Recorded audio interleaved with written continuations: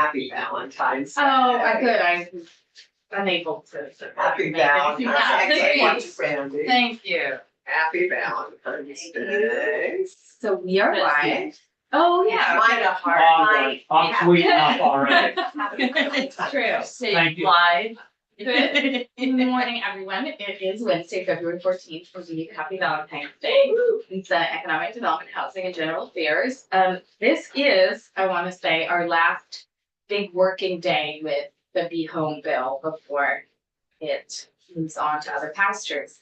And so we're really looking at final details and cleanup and, some of the bigger concepts that we need to make sure we fully understand before we decide what to do. That leads us to a couple, several people who are going to be talking about short-term rentals and getting us up to speed on what we currently do and how well that's working for people who stay in our short-term rentals. And Commissioner, if there's anything else in the bill that you wanted to comment on, or other questions people have, but let's just get started with how you are currently regulating short-term rentals. Good morning. For the record, I'm Mike Rocher, the Executive Director for the Division of Fire Safety, and very familiar with the aspects of short-term rentals. So in this bill here, I'll start off by saying what we do and don't do. Yeah. Short-term rentals have always been under the jurisdiction of the Division of Fire Safety, because they're rented. So under 20 VSA 173, 2730, we regulate short-term rentals. Currently, we respond to complaints only. We don't remotely have the resources to engage in proactive inspections of short-term rentals. And by proactive, I mean, we don't go out on an annual basis, or any frequency, to conduct these inspections, proactively. It's simply a complaint-based, system. Can I ask a question? Sure. So a couple towns have said, someone might come to them and say, we have these 3 sheds we set up to do short-term rentals, and what do you think? And they have a lot of concerns about the health and safety of those units. Can they reach out to their local fire marshal proactively in that sense to say, I'm concerned about these going up on, up on a website? They can, but I don't think we're gonna engage Okay. in those inspections because we're gonna open up can terms. We have a lot of communities right now that have drafted ordinances to put some type of regulation on the short-term operators. Do we know how many? I don't, but there's quite a few. And in response to those types of inquiries, I have been instructing or advising the zoning administrators and the town administrators, do not put in your ordinances a mandate to have the Division of Fire Safety have to inspect these and issue a certificate of occupancy, because it would put the short-term operators completely out of business. The intent back in, I think it was 2019, was to provide in collaboration with health and the tax department to provide informational packets to the online platform operators, and that did occur because their information was available and accessible through the tax department. But that left a lot of the other short-term rental operators out were doing it either through newspapers or Facebook or however else they want to advertise their short-term rentals. So I can't tell you how successful that has been. the guideline form, hit some really high level safety issues.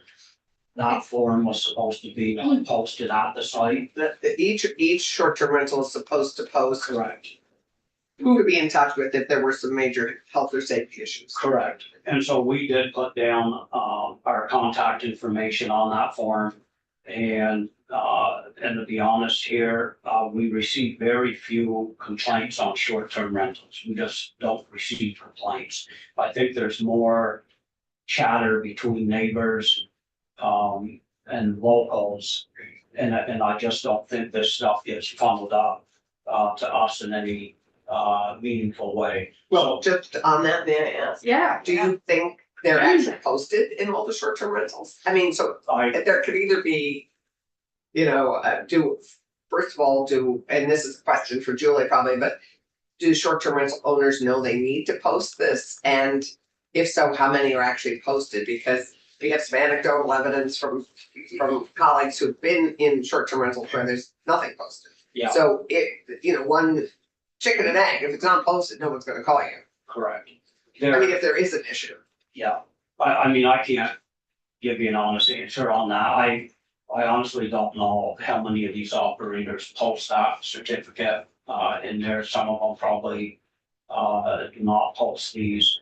And I mean, all the new Right, short-term rentals that Yeah. keep coming online, and then yeah, it's unmanageable. You have so many of these short-term rentals that Right. are rented out for 1 year, then they stop engaging in that business. Mhm. And how do you manage Well, I am real wondering, time? and I'll go to Senator Harrison after this. They, Airbnb at least communicates pretty regularly with those who post on their platform. Have we tried to engage them in sending out this notice and the document that we want them to print and post to all of the people who post on their platform? Yeah, that has not been done in some time. Okay. I would think Yeah. we could in statute that annually, any platform operating in Vermont has to email this notice out to all of its hosts and I don't know what they would say, but Right. tell them it's the law to post it. Sure, Okay, yeah, I wouldn't see an issue with that. okay. Excuse me. Do you want to pick? Go ahead, pick up. Welcome.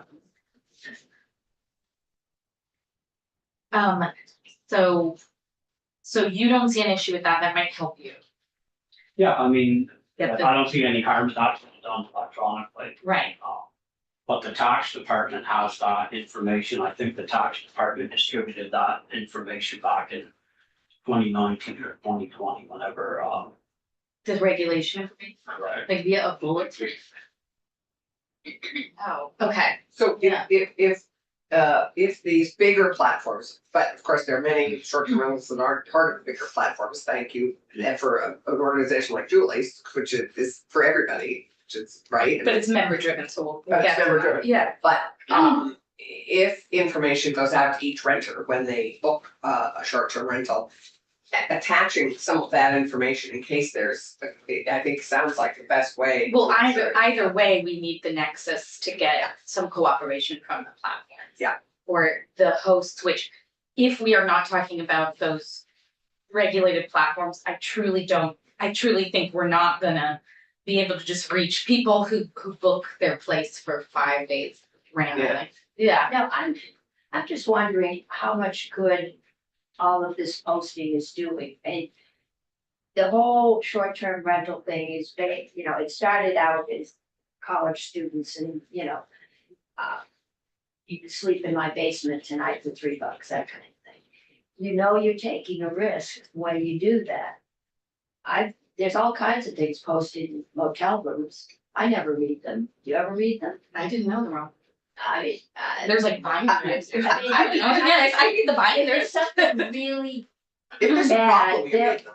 Yeah. but they will complain to the town, to the fire department, they will find someone to complain to. They will probably give a bad rating on the website, which does have an impact. Oh, it does. So I think it's fair to ask, are we, bludgeoning this issue? But if we have guidelines that we want to get to people and they're simply not getting there, I think that. that's kind of a law that isn't really being enforced.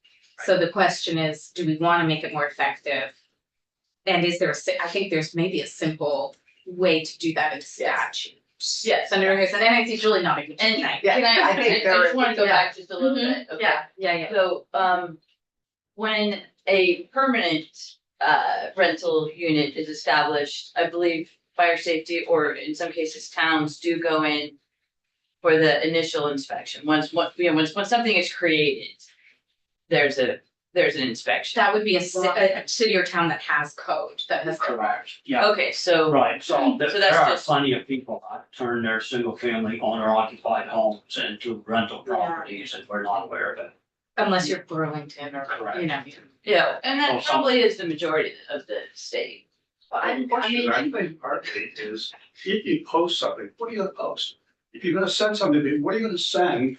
You're not gonna send something that's 15 pages long, Right. It was Yeah, very that's simple. yeah. detail. Can you send us what you Yeah, asked people to Absolutely, post? it's right on our Yeah. homepage. What does it consist of? Like, what do you ask? You know, There's a little Smoke and CO alarms, heating safety, windows number. for windows in your bedroom that are. Is this a one pager Yeah. or?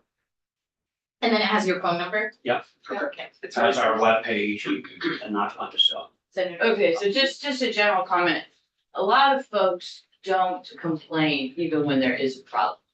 People who are in permanent rental housing don't complain for multiple reasons. They don't wanna bother people. They don't. They're worried about not necessarily getting evicted, but that could be a concern. So people generally don't complain.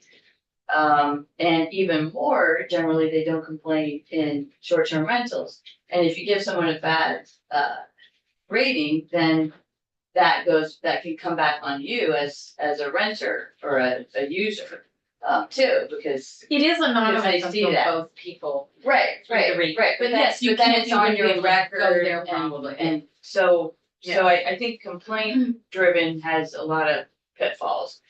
And I've seen reasonable postings on the wall that I thought, oh, that's really helpful, I have somebody to call or somebody to let know, but Mm. that has been, I've actually just seen that once, out of maybe 6 that I've seen. Right. That reminds me, are they expected to follow essential maintenance practices and annually submit to the state their lead paint, status? They're not, that's sort of what we haven't had time to fully explore, is Right. the difference between licensure Yeah. and what we've landed on, which is beefing up what we've already put in the statute. Right. Yeah, EMPs are really valuable because you have your fire extinguishers, you have your Right. lead. paint. right, well, the lead paint is a little different just because if you, Yeah, if it's you not don't long just enough. stay there Yeah. one day. Right. But a fire extinguisher. Fire extinguisher, an exit, those are Or if you're pretty staying with fundamental. kids, lead Yes. not good. We just have a couple more minutes. Yes, that's- With Mike. Yeah, so Mike has. Is there anything else in the bill that you wanna mention or, anything else on this issue? Yes, hopefully I'm working off the same version you are, but on page 46, on line 15 and 16, Yeah. there's the form that we've been speaking to. Mm-hmm.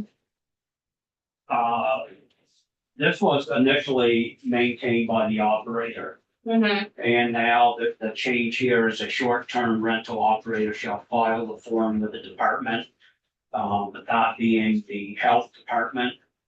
I don't know what they would do with this form. I Mhm. spoke with Brendan about this and,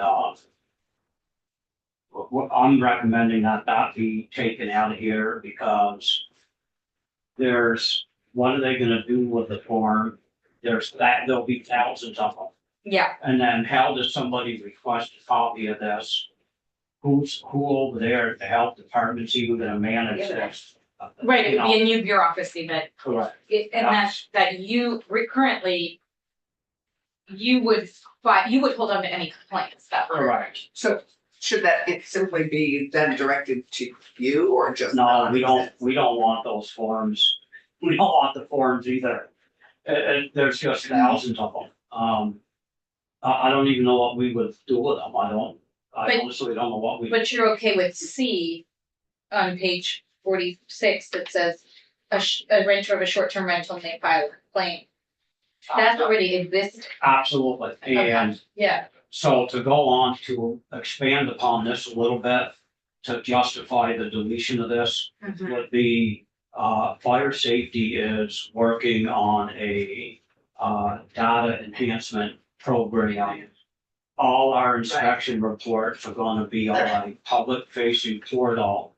I give it about a year to 14 months. This is a major IT project. But tenants, landlords, even anybody here will be able to access our portal and you'll be able to search for the results of inspections. And that will be short-term, long-term, rental, everybody, Everybody. That's the whole amazing. shebang. Yeah, that's great. That is great. Thank So that will Yeah, be you just explained. watched last time you were here that Yeah, was. so this is happening. It's, we've got the funding for it. The vendors, being selected as we speak right now within the next couple of weeks, so. It's great. In addition to that, we have built on our homepage a navigation route to a rental housing health and safety webpage. Tons of information on there, both for tenants and landlords. And that's there now. That's there now, So- so Yeah, it would be, because it would be great to drive people there in a natural, easy way, if we Yes. tied. correct. Right. So we can modify the form that has previously been sent out to all the short-term operators. We can update that and Yeah. send them to this webpage. It's Great. just the whole rental housing health and safety code is on there. So A lot of information. So you support wording that we might propose contingent upon seeing the wording that would require the platforms to send an annual reminder to hosts to post this and Correct. include it in their listing. That's me. I would speak with the health, Yes, with the tax department on Mhm, that particular issue. I don't know. because how they're the ones, extensive They have to dig into their IT. right, for- although we could just tell the platforms that this is a requirement of operating in the state. Correct. But that captures, What happens, I mean, we got the platforms on taxes, okay, that's. What happens if they say no? You're going back, they just say, no, we aren't gonna send all of the state's messages out to our people. That's not our job. You wanna send them, you send them. So. I think what- Julie might wanna speak Okay, to that. I'm just. Yeah, I don't know that. If they, Trust me. because Yeah, there is a tendency, we can start asking them to send all Right. kinds of things. they do follow lots of laws and. but they do different follow states and lots of different state laws, Yeah. so they have been very cooperative. the Yeah, but I'm platforms, just- with accepting different states' regulations. But yeah, and it's great, we have a short-term rental alliance and Julie can maybe tell us that there's an amicable side to this, with the platforms. I think one more question for Mike. No, I just wanna clarify on B, like, would you rather keep it as self-certification and just have that form somewhere, or do you think the form altogether is unnecessary? Would you rather keep it as it was with I a would just self, so keep it as it was. okay, so keep it because it does- self-certified, and that the form shall be retained by the operator. Correct, and, if I recall, back in 2019 or 18, that form had to be posted. Well, is that the I'm not- same form, or is that a different? It's unclear, Yeah, it is unclear. because it, what we did Honestly, require that the form, that a safety and who to be in touch with, that, whatever that form is, Yeah, that that's actually. that is, Right, so is that the same form as this? I think so, yes.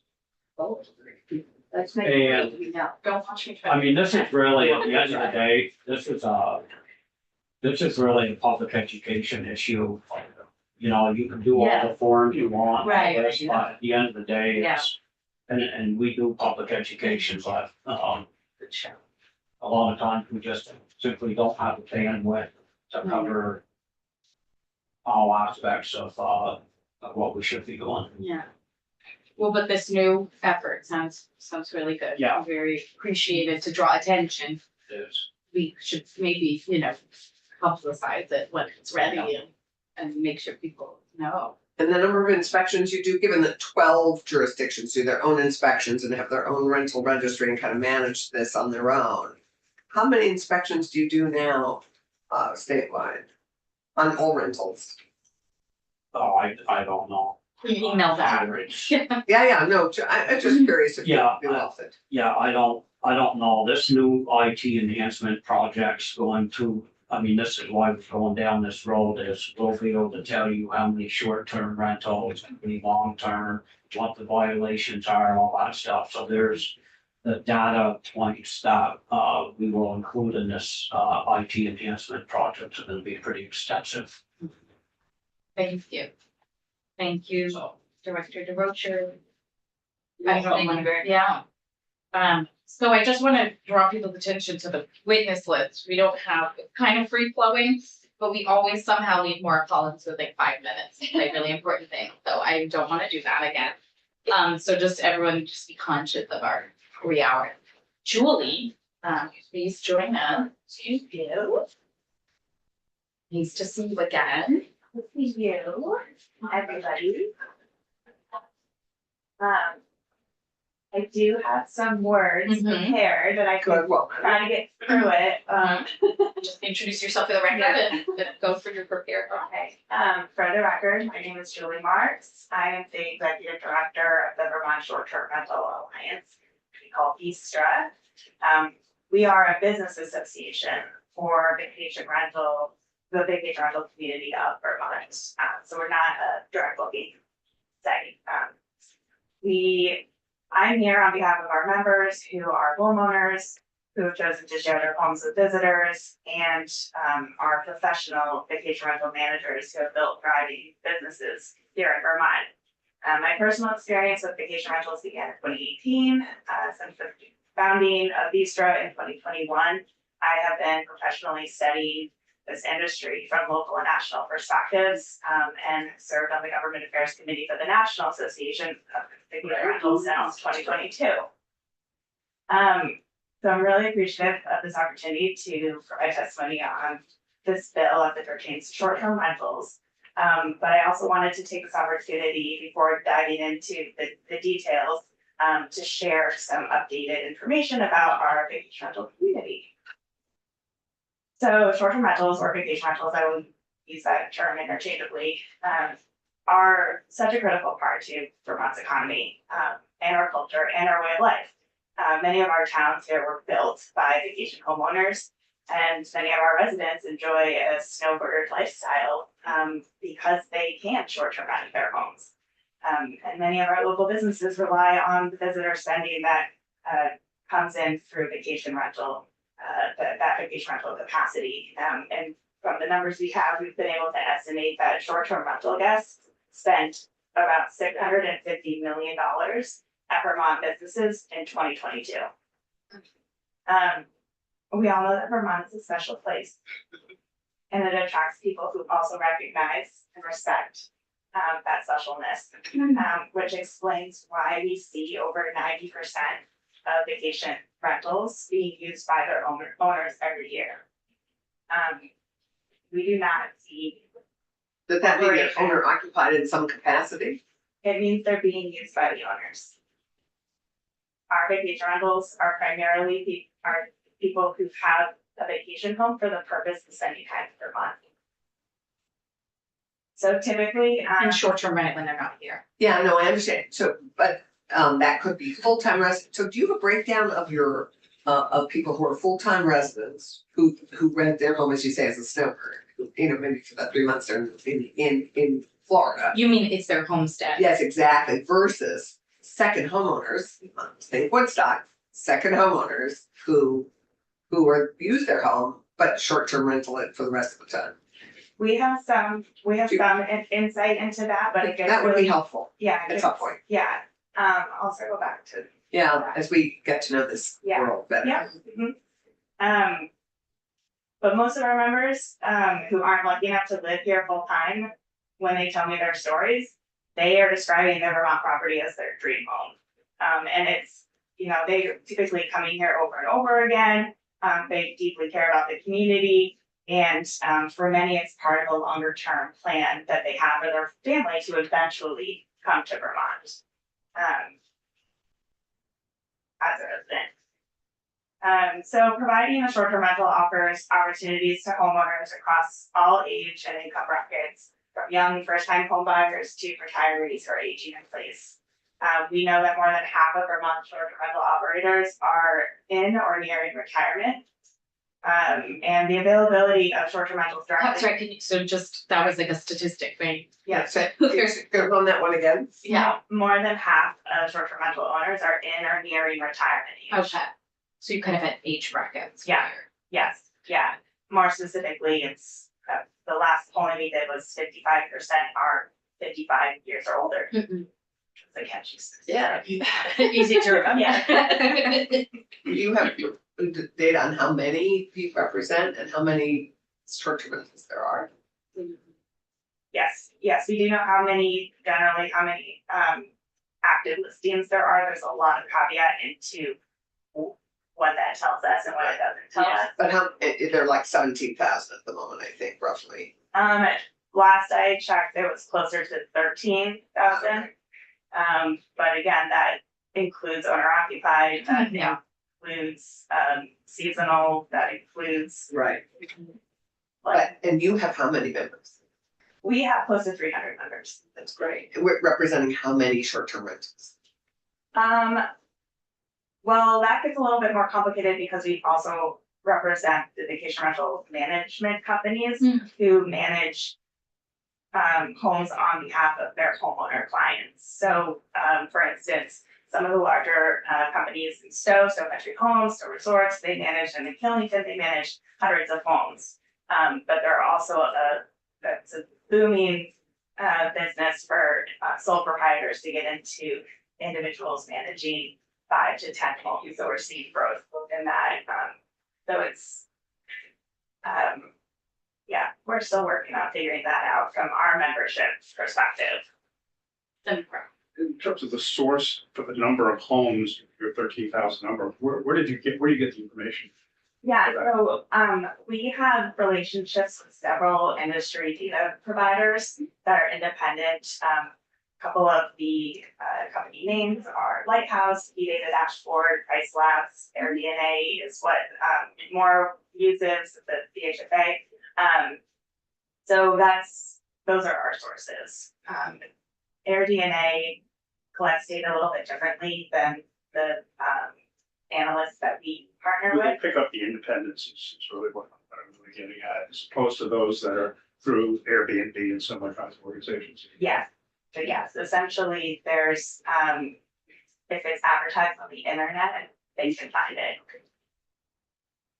Can I ask, I think Burlington's the only community that's done this, but once they only allow 30-day or more using those platforms, are they no longer on your list because they're no longer considered a short-term vacation? No, they're still on the list. They're still on the list. Yeah, they're still on the list.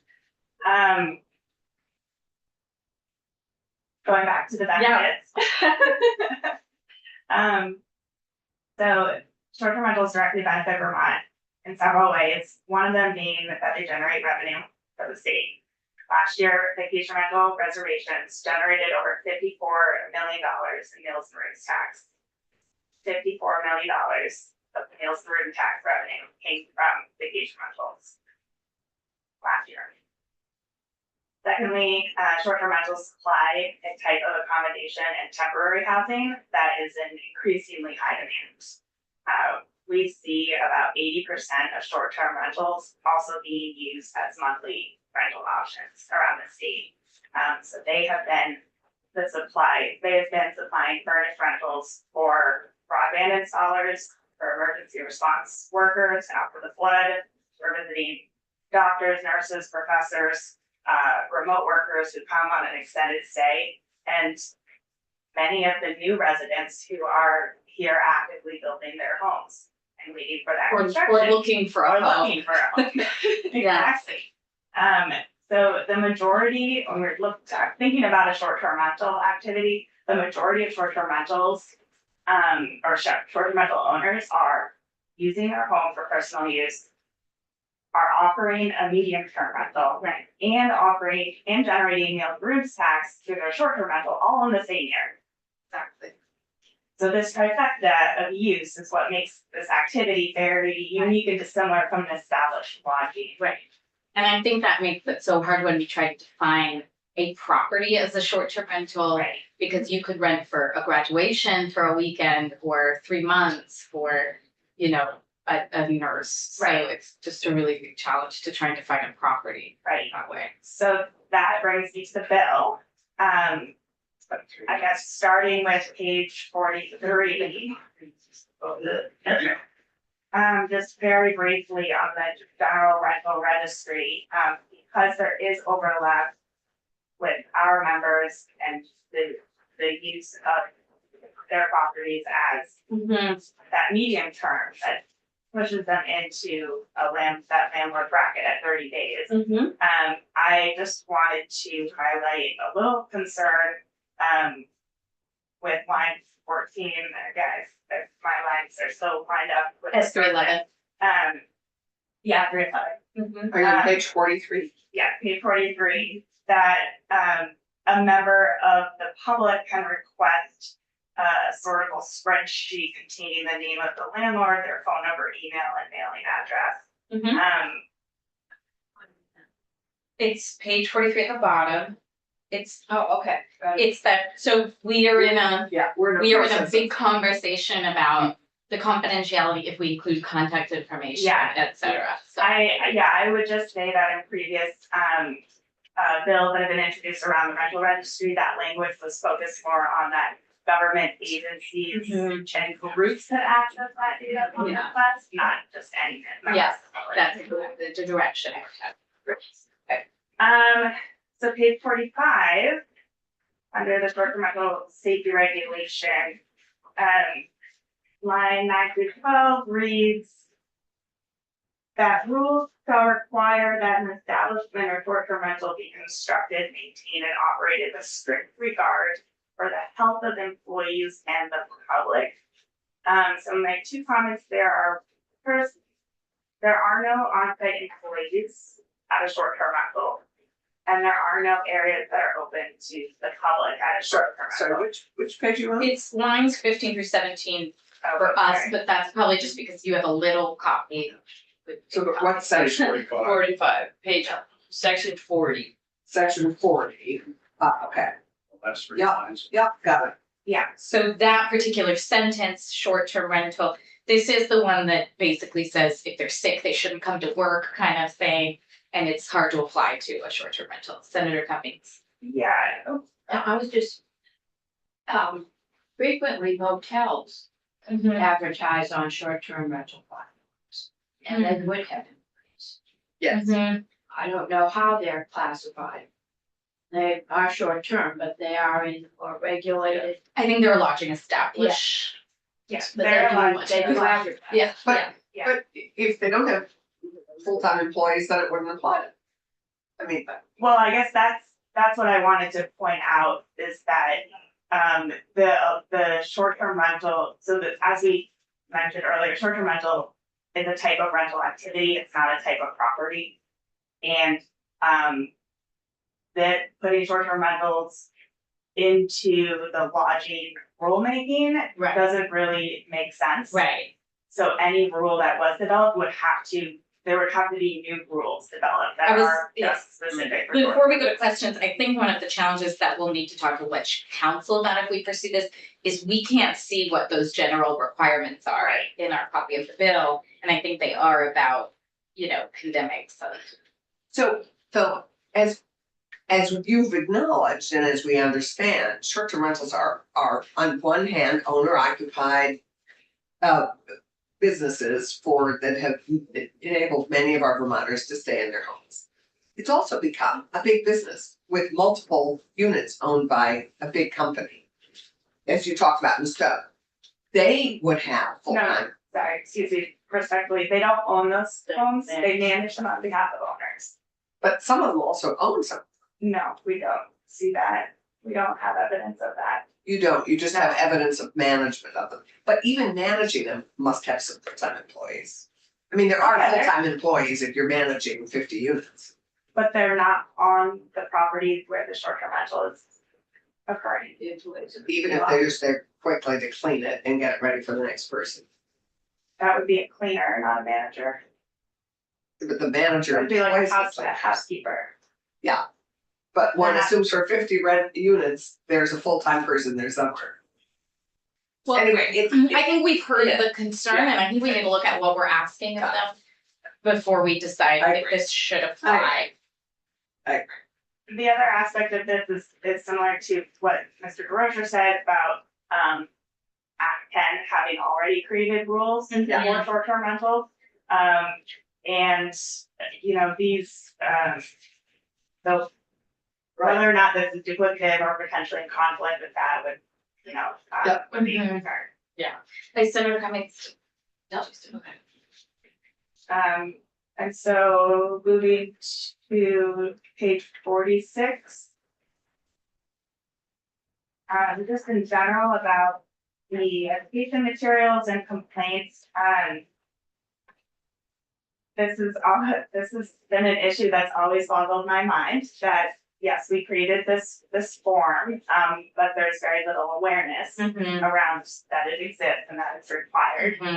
We have been working very hard to increase that awareness Thank you. of that form. You know, so in general, in theory, we are very supportive of this form being filed, somewhere. If Mike doesn't want it, I'll take it. We'll manage the database. Great. I think he wants it. Wait, I mean, so, No, he okay. doesn't. That's a He wants it to be self-certified, Right. so that people hold Right. on to the form themselves, post what is necessary, and keep the certification. If there's an inspection, they can show it. Right. Right, but I heard he doesn't want it, sorry, we're talking about you. He's right here. Okay, I know, but what I heard was he doesn't want it because it's hard to manage all those Yeah, forms. but he wants the complaints. Right, He wants but complaints, he but may not- be okay for the form to exist if somebody wants to manage it, and I'm not saying it should be them, but Right. just the information is valuable. It could be done electronically, I mean, Mhm. most of this is electronic. Where it's valuable is informing the guest. So Yeah. what are you saying you would take on? Well, and And the owner, I mean, the Yeah. owner needs to be informed about what's required of them. Right, And the guest, because this is our job, is public protection. I mean, you know, our, Right. consumer protection. Right. The other piece is, the concern is both, do the renters know what is expected, but do the owners actually fully know Right. what's expected of them? And I think that's the biggest, And it sounds like we're in agreement and Yeah. you wanna help Yes. with Yes. this, which is Yeah. great. Absolutely, and you know, we do find that the owners and operators that we are reaching most effectively are the newer ones who are just getting started and doing the research and finding us. Yeah. It's more the longer term established folks who've been doing this for 20, 30 years that just don't have their head up to this anymore. 'Cause Yeah. They've Well, been doing it for so people- long. renting out cottages There's ski on the chalets, lake yeah. Right. since people moved here and there was a lake. Yeah. And how they afford to pay the taxes that are now on that property. Yeah. And that's short-term rental, but it's different than the people that are, doing this specifically on the internet. And I mean, I've seen tents in backyards, up there that you can rent. Glamping. Yeah, I mean, it's anything you want and if I wanna rent the camper in your backyard in the tent, I can do it. And I'm trying to find a way. I mean, I'm the one that sold the house that was being rented that failed the water test. Yeah. And there was an infant in that house. And it took us quite a while to find out where the well was. These are old Vermont houses and I also- I don't, what is the fire safety code for tents? Right. It sounds like it sounds like when you're on government affairs nationally for these groups, they want the guests to have a good, safe experience. Exactly. What I saw you nodding earlier about having the platforms help us get this information out. Yeah. Is that something you've seen in statute elsewhere in other municipalities and states? Yes, the platforms, the OTAs such as Airbnb, Expedia, Booking, Vrbo, et cetera. They. What does OTA stand for? In Uh, case we want to put that in statute. Online travel agent. Oh. So any of those third party Mm-hmm. reservation platforms, so if you consider an online travel agent. Julie, what percent of our short-term rentals in Vermont are booked through an online portal like this? Roughly about half. We do have a lot of direct booking activity in the state, and I think that's So a lot are I- individually done, which is Yeah. where you fit, I mean, they're so helpful. well, only if we're connected with those Only if operators. they engage with you. Right. But yes, the platforms are required to comply with state statute. Yeah. Which is, and they have been developing their technology to be able to do that more easily. So, compared to 10 years ago, they might have what you asked of them ready to go Yeah. from a technology standpoint. Right. And I know that they're very used to communicating local laws and local rules to, Right. Yeah. what they call hosts or partners on their platform. So that's definitely, I think, a great idea in terms of getting that awareness out. That could be in the form of a field Yeah. too, a lot of some states or cities that require licensing have a space for a license number. Yeah, on the I think listing. we have a license number. No, because not we a didn't space, license, because we still Well, haven't not a licensed license short-term number. rentals. So we've had that discussion. Yeah. Yeah, So, Yeah. if we may, Madam Chair, because we have discussed whether we should just straightforward license short-term rentals or not, and I don't know if you saw our testimony, we had kind of a robust discussion about that. Making them lodging establishments. oh, I'm sure you have lots of, it's not just licensure, it's making them a lodging establishment, which is. Yeah. no, we would strongly oppose that for the reasons I've said about the way that these properties are used. It's not short rentals an activity within a residential property. Right, so we actually sort of landed in the same spot. So anyway, just to build awareness for the renter who's renting the unit, and for the owner as well, having this information Mhm. on the On the listing, would be helpful. and then maybe an annual notice. Because Yeah, my concern is always, how do owners know what laws and codes and standards they have to comply with? That's always I just like, particularly the half that aren't part of a platform, and then how do renters know where to? Yeah, so what the platforms have been doing too to address this is they've started adding safety features. So users of the platform can see whether or not a property has fire alarms, Fire detectors, extinguishers. fire Yeah. extinguishers, Right. first aid Oh, kits, interesting. whatever, Yeah. Oh, that's all available. Right. Um, Senator Cummings, do you want to add to this?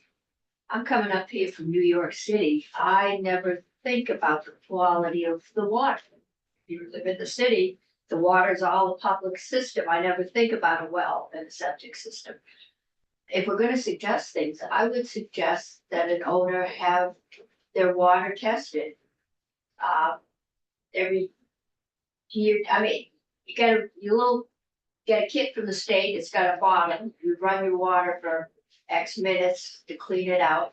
You put the water in the bottle, turn the tap on and send it off to the state. Okay. And they send you back and they tell you if you've got lots of little E. coli, bacteria swimming in your water. So maybe we go back to the general requirements and see if that.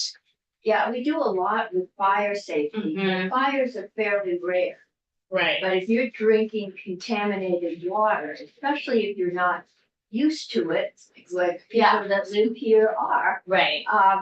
you could end up with a nasty experience. I don't know if we have one, sort of government agent, is the right thing. A&R, who does Well, what? fire, I mean, I know that, The state lab. yeah. Mike, do you have any like thoughts on that? I mean, we don't require rental properties right now to Exactly. test their water. so Correct. it would be hard. I mean, I'm just saying, it's, yeah. Yep, or home sales don't require it. But you do Yeah, have, Home sales you do. Home sales, you have to have a water. but Mike, you do health and safety, so a key piece of health is sewage, water, I mean, Our rental housing, health and safety code enforcement is strictly complaint based. we understand that, yeah. but if they complain about a sewer system backing up, you. That's a referral, I think, to A&R. I mean, we've got So- water that's coming out of springs, outside So- the cities. Would that get sent to A&R and concern here? If it would I'm pretty be sure it complaining, is. I don't know where their jurisdiction Yeah. starts and ends, but A&R does do the, I think we should have a conversation with the Natural Resources Committee, because this is like a really big conversation about how And I often think we it's the test health water department quality. that does the water. Right, It's not A&R, it's the health, it's human health. not- right. I mean, I agree, I would like it, but A&R doesn't, do they do septic systems? They're probably getting committee Well, jurisdiction also. health and issue. welfare. That's a health It's and a- welfare. Yeah, it is. And when you try to muddy But it's that good to bring into it up. this, Yeah, given the time, Right. I don't think that's a wise thing to do. I think it's just a bigger We will concern, tag we it. will. But it's We will good tag to it. note. We'll red tag it. I understand it, but Yes. let's not Right, do it in here. let's I not. think Okay. you should do it, these understand they're doing it at their own risk. That you're I in don't know. someone's house. They do. we're, Some do. those of us on water systems. Have we are lost lucky any, enough. have we lost any Airbnb guests due to water? We'll never No, know. the owner, she's We won't- suggesting the owner do it once a year, Every, every Anyway. couple years, whatever. Anyway, we could Julie might discuss have it. more sections or In concerns. in closing, we generally are very supportive of setting clear and consistent health and safety standards for short-term rentals. That are reasonable and realistic, given the nature of the short-term rental activity being very distinct from an established lodging. Like, the license is, lodging establishment. So given that we are, working to get this bill out Friday, I just wanna say for the committee. I think we'll have to informally look at the general requirements of lodging establishments and see if we wanna keep short-term rentals in that section. Caveat, we do know we're gonna rework the section on complaints and potentially ask the platforms to help us with that. Yeah. And if it's okay with the committee, I'd like to share the language that we come up with around this back to Julie so that she could weigh in and possibly get, information and clear language from your national group to make sure we're wording it in a way that For the things we're requiring. exactly, yeah. We might not I'm just gonna say, cause I don't know where people are at, we might not ultimately agree on where we put short-term rentals and what they're required to do from the discussion I heard. But I will make sure that the committee sees what we'd be requiring them to do and has an informed opinion about that. And then on page 46 on the self-certification, Mike wants to keep it self-certified at the moment, get rid of the last sentence. Mhm. But I think you're requesting the certification forms be sent to you. Can we require forms to be sent to a non-government agency? Thanks. I don't think it would be wise, Yeah. even if we. I don't. Yeah. Yeah, Nice that's just- idea. Yeah. Well, no, but what we want them to do is share with the guest and Yeah. we want the owners and the guests We to want know this. Owners to be informed of what their responsibilities are. We want guests to be protected and be able to complain when Right, I think when appropriate. there is opportunity to use the form as a mechanism for directing people to our association so that they can get that additional education. Alright, so, we'll try to do what we can in 2 days. I think also, as you know, a lot of our colleagues wanna see us like do a lot with short-term rentals, and we're educating ourselves through Yeah. you and trying to educate our colleagues. Yeah. And You know, Mike, Yeah. So we appreciate that you are helping people be good informed actors in this space. So if we can't accomplish something in 2 days, it's still obviously a long session. Yeah, I guess my biggest takeaway is that treating a short-term rental like a long-term rental is much more practical and realistic than treating it like a hotel. Yeah. Because so many of them overlap and go back and forth in and out of long and short-term rentals throughout a year. Yeah. It just is. And it fills a very specific need. Yeah. And like you said, a lot of people, you know, if it's a fire in their house, they're looking for a new house, you know, they're trying to become Vermonters often, and There's legislators that need a place. then to what stay. you say here is Sunday. it's true, but I will remind us as the housing committee that one of the challenges is that is a lot of units, thousands of Right. units that are no Yes. longer available for Yes. our short-term workforce. Yes. Like ski lift operators in Right. Killington, and We- so we have to balance Yes. our long-term needs for. Thank you for that reminder too. We're looking at Colorado. You know, a lot of states do regional and local regulation because it's a hot spot of short-term rentals. It's not, I think we would be the first state to do some kind of statewide policy if our colleagues asked us to limit them or ban them or something. But, you know, Colorado, counties around ski areas are really looking at who owns them, Right. how they're taxed, how they're regulated. So we're keeping our tabs on what's happening around the country because Oh, yeah.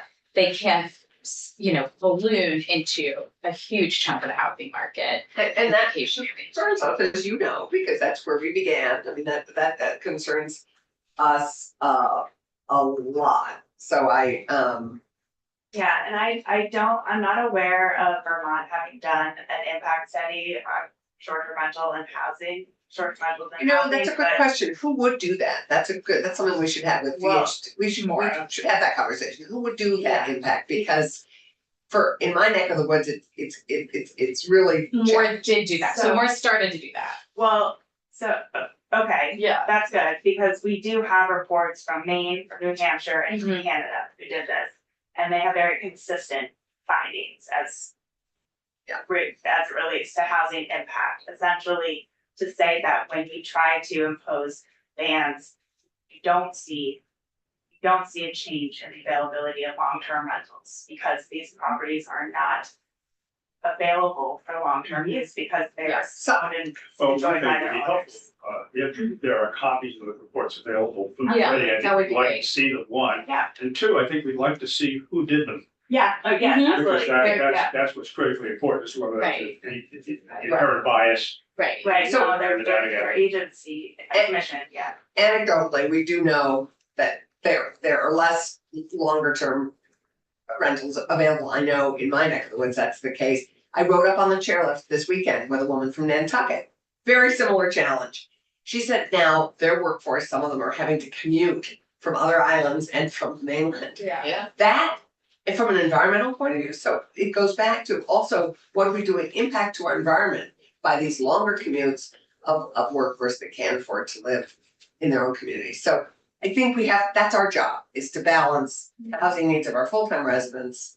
Yeah. We're happy to support our visitors, but we really have to look out for our full-time residents first. I know, well, we all need to figure out ways to make Vermont an affordable place to live. Exactly, and so It's many- expensive. Many of our constituents have come to rely on appropriate short-term rentals.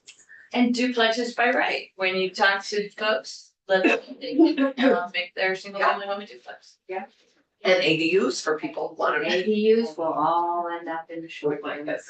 Well, it's always great to have you, Yeah. Julie. You can get out of the hot seat. And I want to say Thank something, you. and Gus could make his way. Mike This chair. I Yeah.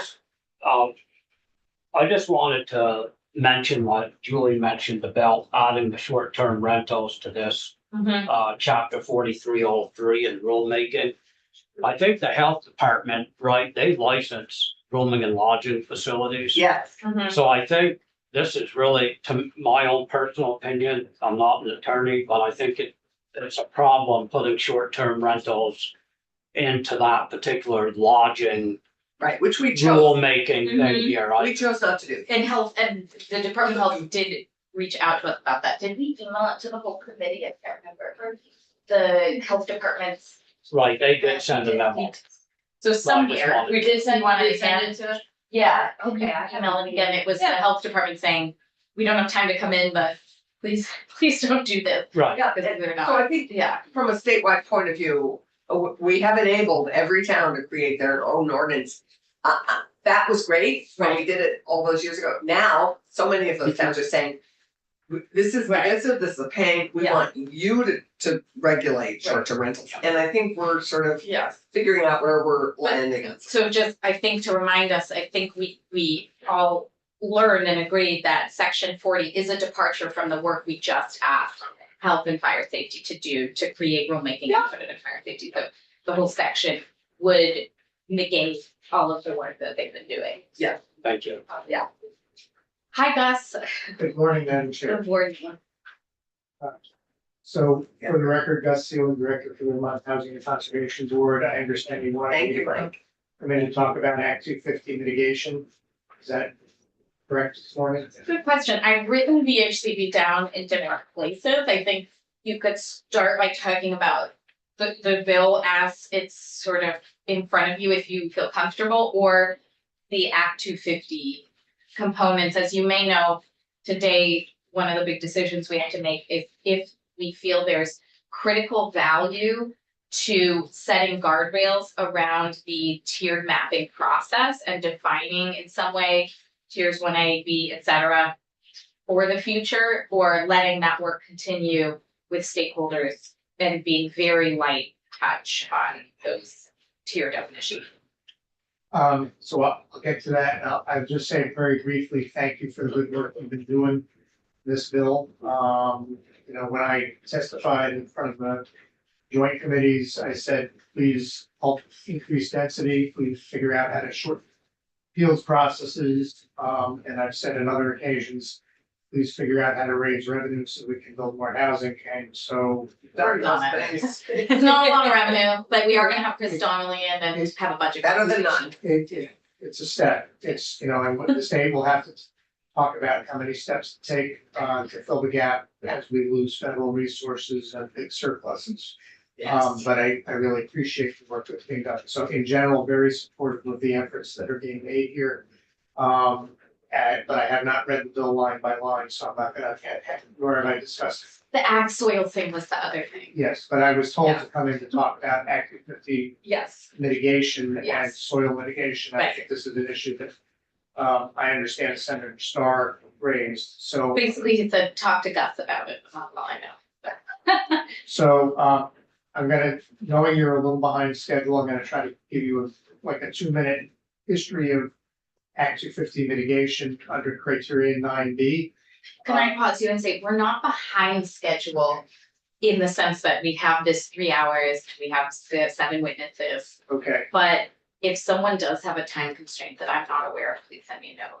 Also, I think we heard some about some aspects of the soil and ag mitigation from Kathy Byers, particularly using the illustration of the Windsor project and the soil mitigation they had to do there. I think in that case, That's a slightly different aspect of it, I think, but I think in that case, Kathy was talking with you about the need to clean up soils and how long it took to work And the the cost. DEC's the soil process. so that's soil mitigation versus ag mitigation. Right. Right. I just want to clarify, we've heard a bit about this from Kathy. Yeah, well, I think the concern Senator Starr is raising is under criteria 9B, from the beginning of Act 250, if you wanted to develop what are called primary ag soils under the statute, Right. you had to mitigate. And for the first 20 years or so, that was always done on site. So they would let you develop some part of your parcel and then you'd have to agree it would be in your permits, the rest of it could never be developed.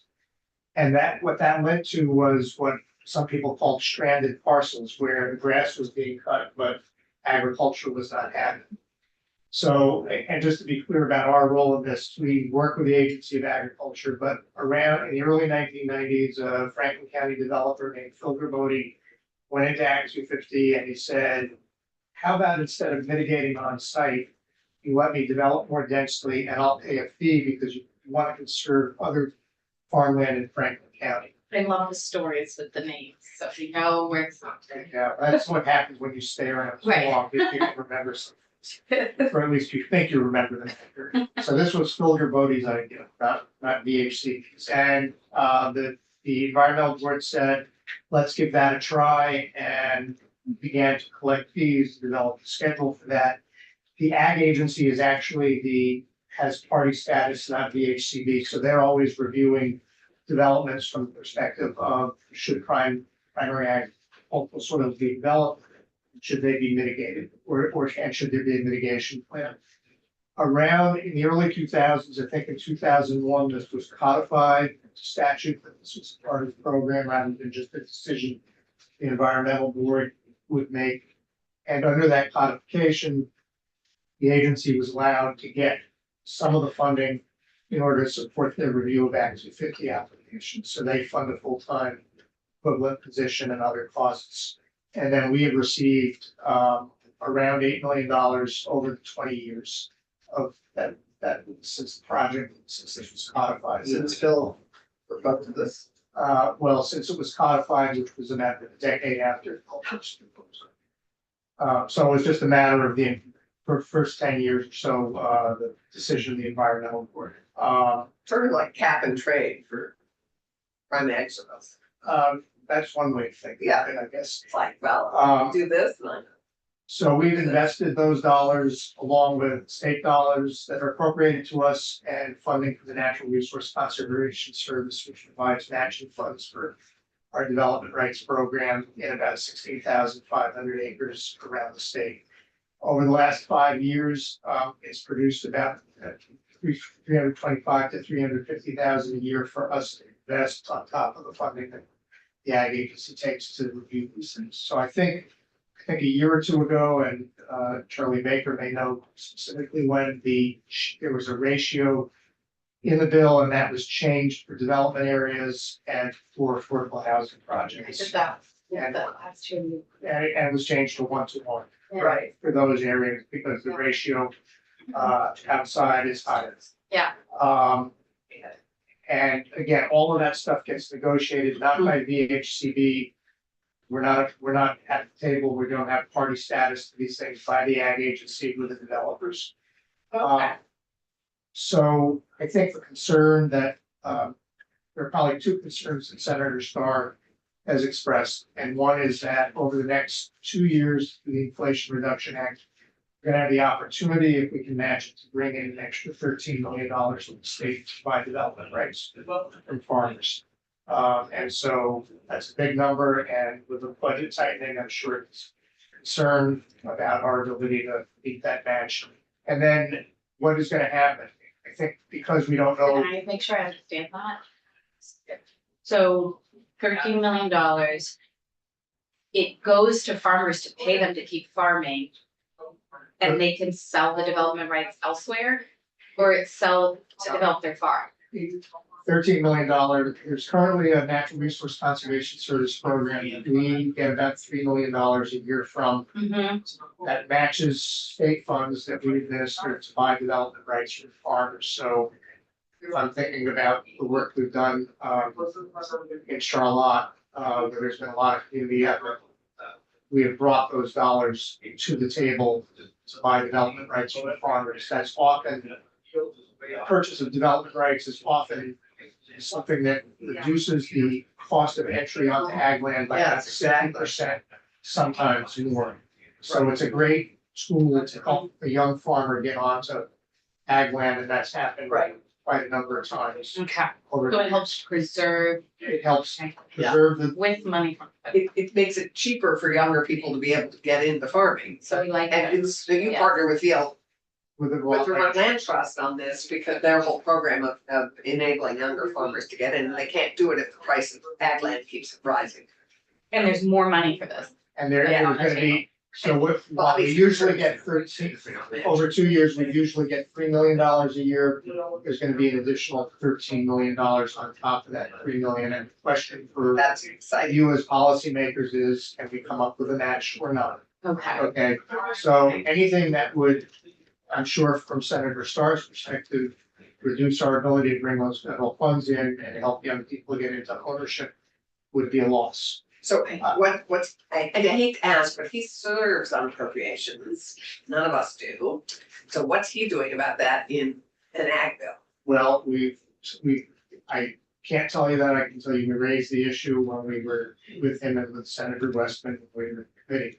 But again, the mitigation program is not a big source of funds, but it's a piece of the It's source a of funds. piece and it's an important piece. So I think the question that is of concern, so I think the other end of the question is just Act 250 set out a standard 40-some years ago as an agricultural state. We really want to protect our best ag soils. Right. And as we develop these designation programs, do we want to maintain that? Or do we want to leave, or do we, as a state, are we willing to lose that? And as we expand designations, what will be the impact in terms of the number of developers who will no longer be subject to a mitigation payment? Got it. I can't tell you what that will be. I have a meeting with the Agency of Agriculture tomorrow morning. Okay. I don't have a solution for you. This would be an issue that you ask the agency and us to report back on next year. This should be an issue where you ask localities within the designations to figure out how to collect mitigation fees. Mm-hmm. It can be an issue where you say, you know, this land is all designated these areas and we don't care about the ag land in those areas. I think One other thing, which I think particularly for those of you on the eastern side of the state, just to be aware, Act 250's definition is not of prime ag soils, but primary ag soils. Oh, that's a Okay. different. That is really, yeah. I didn't even know this stuff. And so that if you decide you really want to be more limiting in terms of what is collect, what you collect mitigation from, payments from, along the Connecticut River, as one example for two members of this committee, are what are called prime ag soils, Hadley soils in particular, which are the very best soils. And you can make a living on 10 acres with Hadley Yeah. soils. so So many you, farmers. so just, and I'm not here to advocate how you manage this issue, but I would say to you, one of the things I would say to you, is we probably do not want to lose prime ag soils, Primary? prime at all. Okay. Yeah. I think the question of where and when you're willing to lose primary ag soils, Mm-hmm. or what, you've already reduced the mitigation payment to 1-to-1, it was 3 or 4-to-1 previously. Do you want to continue mitigation for primary ag soils? I think is a good public policy question for you to debate, Mm-hmm. but I would just say as an advocate for agriculture and local food, we probably don't want to lose the very best ag soils if we can avoid that. Although our flooding has already done damage to a lot of those farmers who are in that prime ags. I mean, we had, you know, they lost acres and acres. So, Yeah, and that would not necessarily be the place that one would build either, but Okay, horse. so you would keep it in prime because it can be mitigated and reused. So, Senator Harris. But there are areas where we do let people build up and therefore you can't lose those things. Yeah. You elevate up and up. So So I think that's the issue that was of concern to Senator Starr and I'm looking at page 9, section 7, because that's the only place we talk about primary ag soils. It looks like we would then be looking at what we are doing in this bill, but also existing language to contemplate this match. So I just want to make sure I'm in that if there is a section of the bill related to this, but maybe we're talking about a bigger concept, but I think most of it is covered here. I mean, affordable housing doesn't require any mitigation. You know, there's 1-to-1 in certain areas, so do we want to rework this entire section of law? I like. I'm assuming that primary ag soil is where we primarily have historically farmed.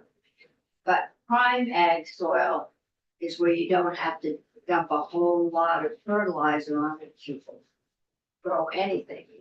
It's really good soil. Right. I would assume if it's like other rivers, sometimes the flooding is why that's That's why. prime soil and I would, yeah, I think the prime ag soil, you might wanna say, no, no development there, primary ag soil, I think. But I don't know if we're in a position with 3 hours to go, Right, we could keep contemplating this, I think that's a but we very could good point. not. I mean, what happens if we do nothing? Well, we're adding it.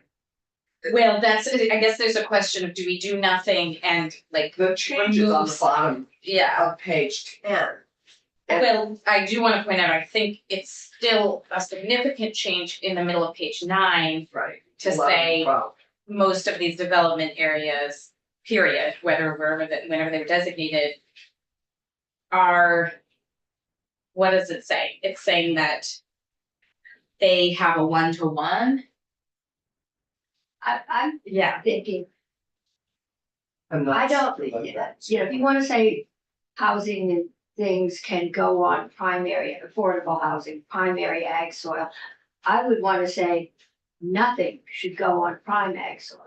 I think Sounds That like was in that's- tier 3 of one version of the proposal, and maybe Charlie can speak to that, because I do feel like Chittenden County, for example, probably has some prime ag soil that may or may not ever be a farm again. So I'd like to understand if we put prime ag in tier 3 and say if you put a shovel in the ground, you're in Act 250.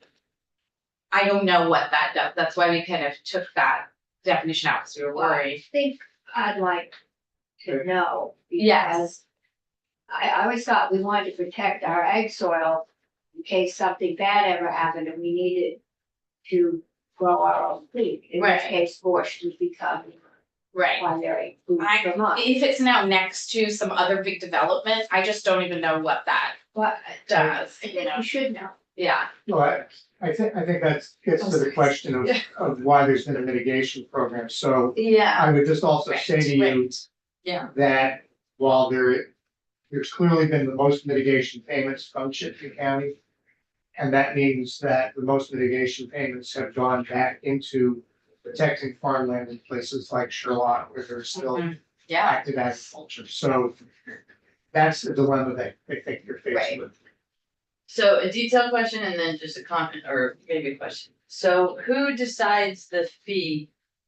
What's the fee statute. per acre? Statute directs that responsibility of the Agency of Agriculture. They look at all kinds of appraisal data. So there's a ratio of how many dollars one is needed to protect agricultural land. And based on the appraisal data they've collected a given year, they then adjust with the city Okay. developer. We are not involved in that calculus. So each year, there's a fee established per acre for the whole state No, it varies by geography. So it, by like town? um, I'm just trying to get an idea how complicated it is. the Agency of Agriculture handles that. Again, I've tried to say. My interest in this Yeah. has never been to sit down across the table with the developer, because we end up being the recipient. The Okay, ag agency that's is the fine. statutory Okay. party. okay, So that's a And then- question that I'll have for them. yeah, So. Yeah. But then in terms of the regulations, we're talking about towns being involved in this now. Because some of these well, they're all gonna be in towns. Some towns that are gonna be 1A and 1B are gonna have prime ag soils. Right. right, and that might be the Charlie. That's what we need to talk about. Right. So And- it's how to deal with that. And I think there's probably, we When's- probably find out, and I've asked this question to Right. the agency, Yeah, how much of the mitigation payments have come from 1A, yeah, right? But because we don't have the lines yet for 1B, we can't tell what we might be losing. right. So So that's what we have to figure out. because We if do have there's- to figure that out. We also, so I just wanna make sure, because we are proposing interim exemptions or sunsetting triggers in Act 250 in areas we've defined as potentially 1A, 1B, et cetera. When you look at those and they're exempt from Act 250, does that harm the mitigation process? I think, Charlie, do you have a view on this? I guess because we don't know the lines for 1B, we really don't know what the impact will be on mitigation payments at all. And I don't think anybody has yet analyzed how much payment comes out of 1A areas. I've asked the ag agencies for that information, but I don't have it at this point. But if 1A is going to include pockets of 3, Mhm. then that's how it gets solved, is if the prime ag soils are in 3, in tier 3. That's, Prime, not primary, prime. yeah, and I still don't, I mean, it may, and I that might be a reason we don't wanna define it and we let other people work, like, you yeah, know, over but the I think- next year. But can I invite Charlie into the conversation also because I'm just learning that Commissioner Bolio has from 10:30 to 10:45 to talk about our tax section, so we have 15 minutes more on this topic. So, listen, I'd rather solve this one.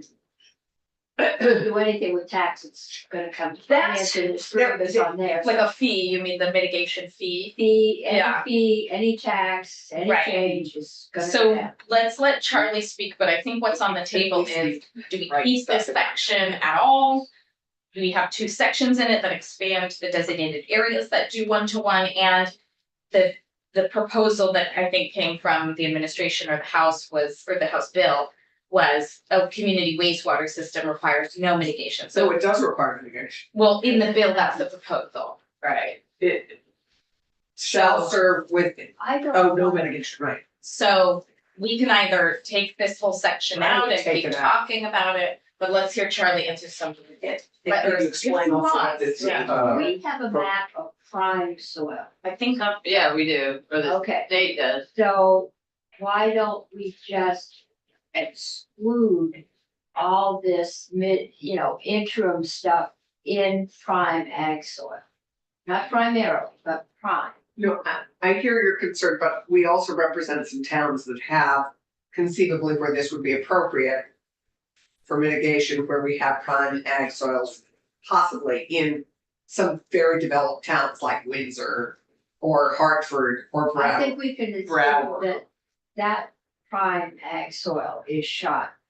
But Well, until we maybe get not. permanent rules in place, prime ag soil isn't replaceable. Okay, Agreed, so which is why we're, why allow the possibility of development on prime ag soil, which we cannot replace? Until we have all the maps in place, In the interim. and Yeah. as an That could be. interim step. Yes, I think we should talk about Can that. you also But let's explain talk- what? we're gonna come back to you, Charlie, on the other I just things, need to but is understand there the anything you impact wanna? of doing that, Right, the impact on potential development. right. I don't have enough to really understand. Well, and I think mean, the question isn't, do We're we, not gonna do we feed not- ourselves, so I think, I could be wrong, but I think the question is not, do we not let them develop? But do we increase the the ratio, so that can match the 13 million? you can't Not the question. replace prime, gold standard ag soil, Yeah, that what is charging you $500 an inch, you can't replace it. Right, You and can I consider, I hear your concern. Mhm. Charlie, I don't even know if you want to comment, but I would like you to. Welcome to the swamp. But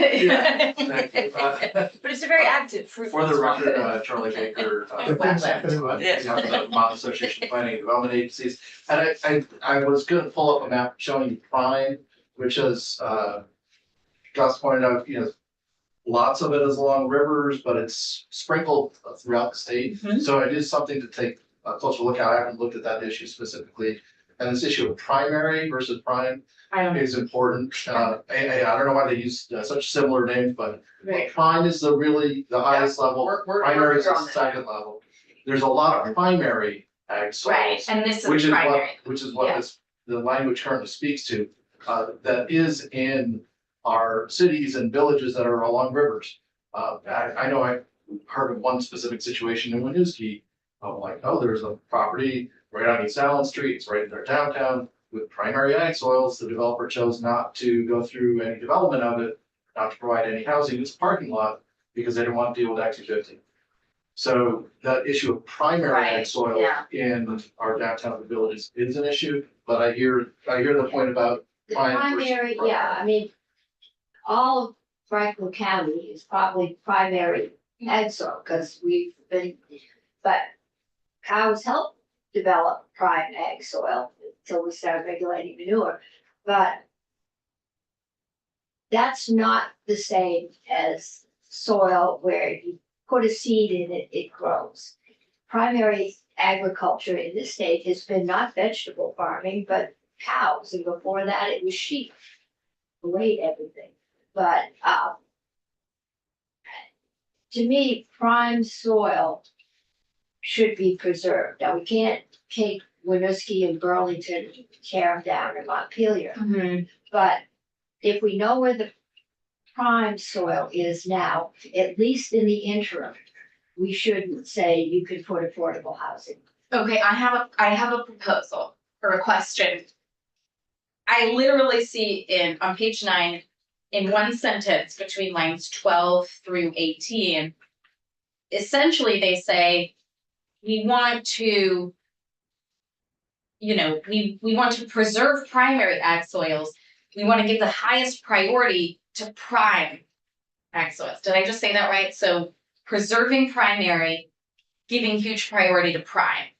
Is there a way we could say primary is 1-to-1, but prime is 2-to-1 or 3-to-1? You can't replace prime. It's taken centuries to produce it.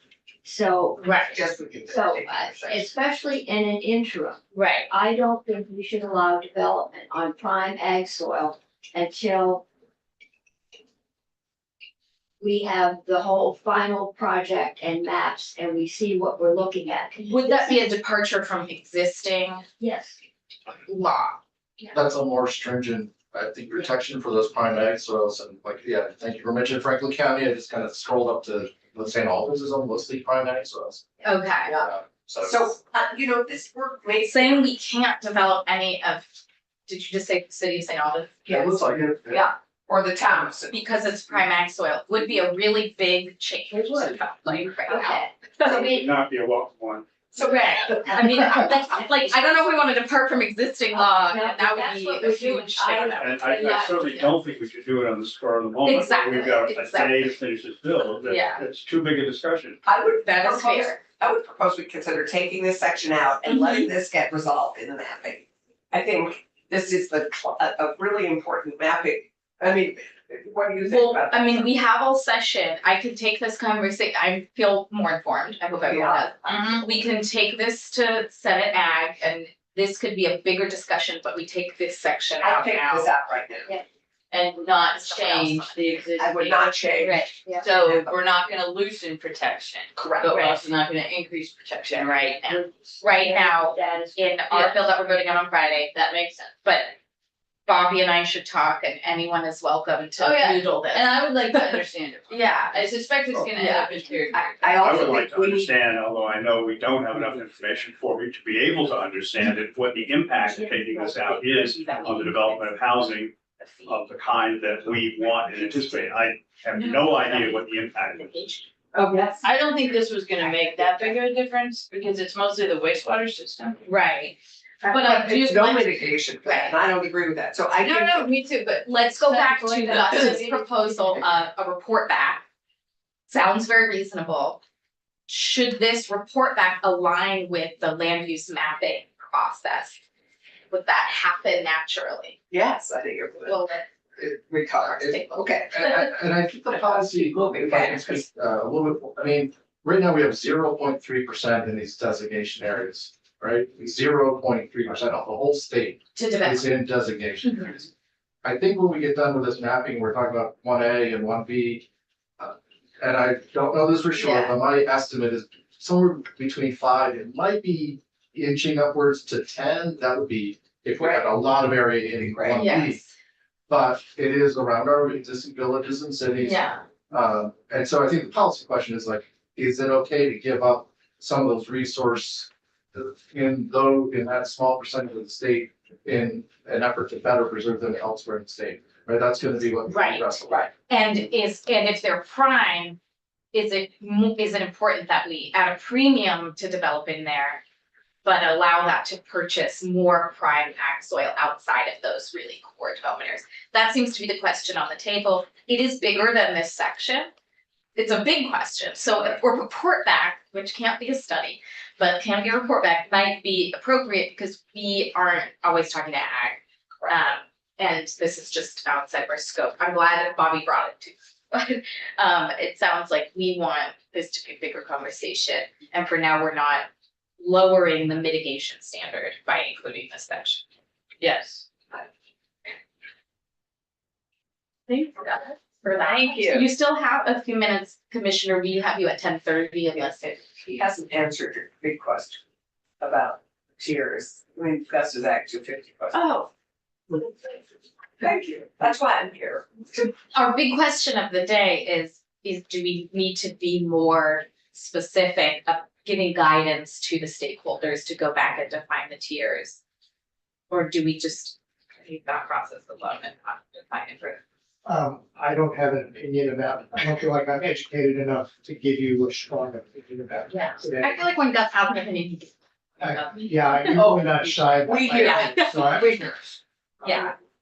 You would be at the table, I imagine, if and when we further define the tier process. I think yes, we would like to be at the table there. So there, That means Polly being at the table, but yeah. so that. Yeah. I mean, I think there are proposals on the table and John Grobman and Pete and who, I think people can share those with you. I think it'd be great for you to weigh in.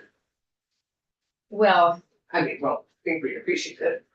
I don't know. We're gonna have Charlie in the witness chair and Polly, Yeah, and I think we work closely with a lot of the experts that are sitting at the table. Yeah. So I feel like we have strong access to Yeah. the conversation. I think the silence around this actually speaks volumes about what we can take away from that and hear from the other stakeholders and continue to have this conversation throughout the session.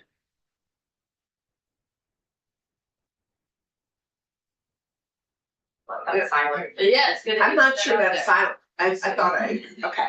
Well, I'd love to clarify that silence. Any other VHCB comments? I know that money is great. So we do have the property transfer tax section, which is not a lot. No, but I recognize that it's always hard to raise revenue and it's something that I think I talked to several of you when you were in Barry this all about that, the scope of the housing problem today is different than when the transfer tax was raised in Absolutely. 1988. And so the resources that we have available to us on an ongoing basis after the one-time money is gone is not sufficient for you to do the job that you would like us to do, whether we are talking about farm worker housing, housing for people who are stuck in motels, housing the lower wage workforce, moving to the missing middle, the middle income home ownership program. There are just not enough resources to do all the things that you'd like us to do. And get more people into home ownership, get more rental housing where it ought to be. We're gonna see, we showed this in the other body the other day, a steep decline in our ability to keep the pipeline moving forward and producing housing all over the state, which I think is what you want. So that's a bigger discussion. Mhm. It's clearly a discussion, the three of you and another committee, the appropriators, but I think as a state, we have to make a different commitment. Right. And there was somebody testifying this the other day, again, in the other body, who basically said fundamental issue for workforce and our shortage of workforce is the availability of workforce. Right. Right. Affordable rentals. Yeah. So, We're clear. Healthy vacancy. so on that whole continuum, Yes. for people who are without any housing today, up through people, we showed a chart about who's cost burden. And pretty much any renter who's making $75,000 or less, most of them are cost burden, meaning they're paying more than 30% of their income for rent. And, Well, we're also always looking for revenue sources. Right.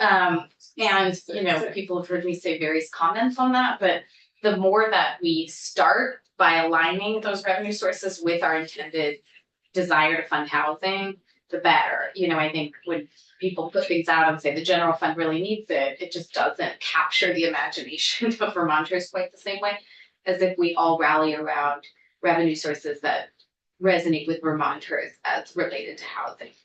And one final thing is, I think I'd appreciate, and it doesn't need to be here publicly necessarily, but I'd appreciate a notion from you about what the appropriate amount would be this year. Because we have one source here identified. But, you know, we're going from having spent over 500 million in the last 3 years to what? I mean, we did our $35 million bond in 17.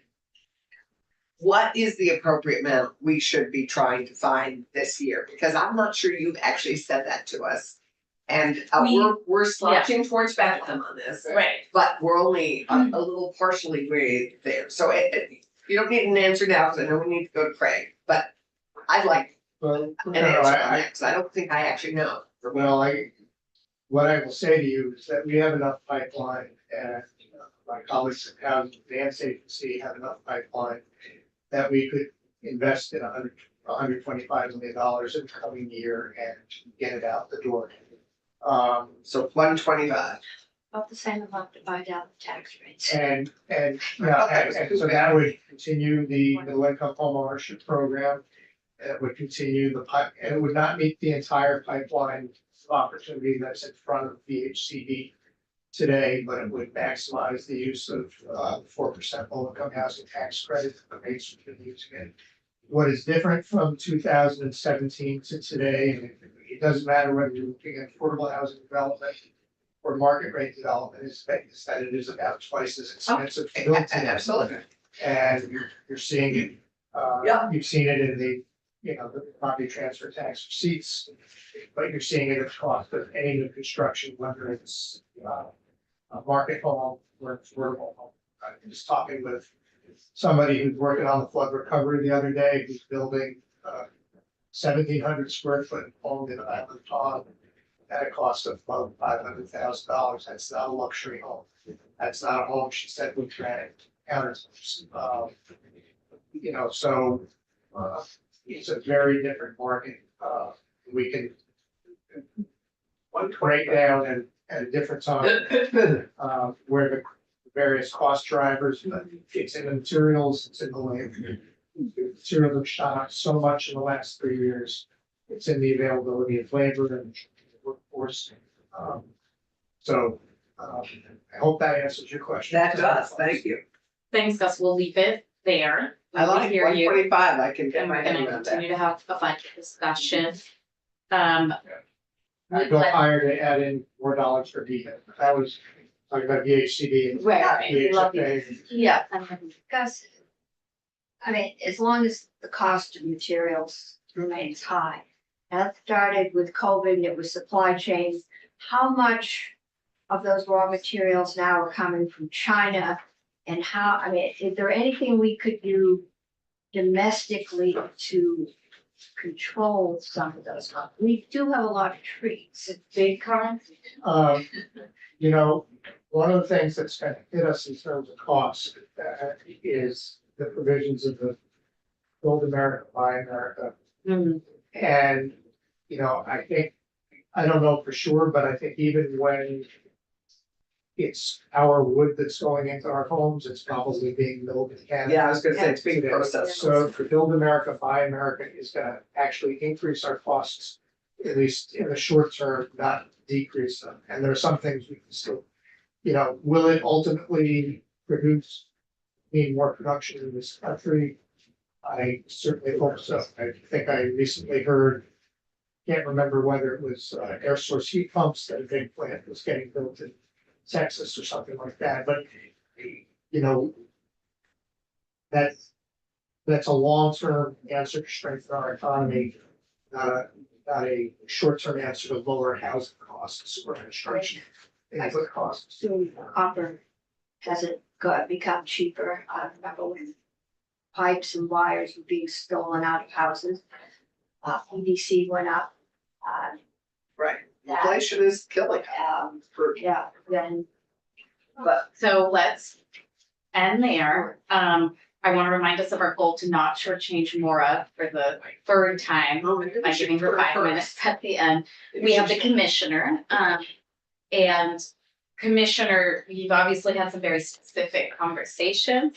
I think we'd want to start with the landlord certificate, Sure, and I'm not sure if you heard our discussion yesterday. I did. Well, have a seat. Thank you for our back and forth. Apologies for that. I'm in a little cold. Yeah, well, it's okay. We, I think we heard you that there is a negotiation on the table about increasing confidentiality. Yeah.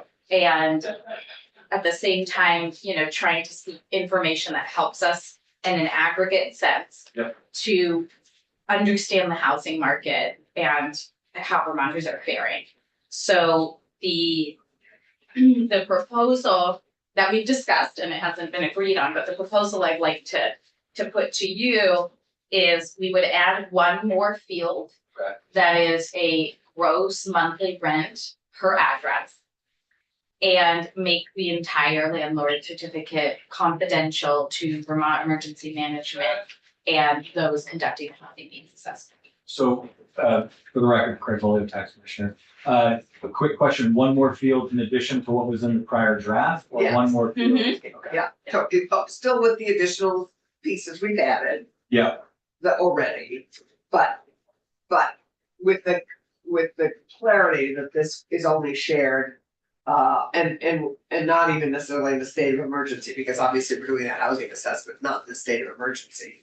I don't agree with that, but I'll say that later. okay. No, but we I had that was in the discussion yesterday. principal's No. office yesterday. That's so right. Yeah, so it hasn't been agreed on, but that is what.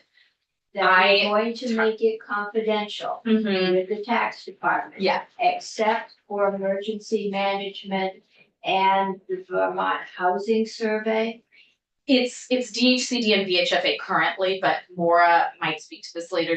She recommended that we Is this with names of landlords, or is this aggregate information? Rent has gone up 20% here and 15% there. for the housing needs assessment, it's completely aggregate. Okay. For Vermont Emergency Management, you might want an email address to go to Vermont Emergency Management if a dam is. Yeah, I don't think that's necessary, because we're not getting tenants' information.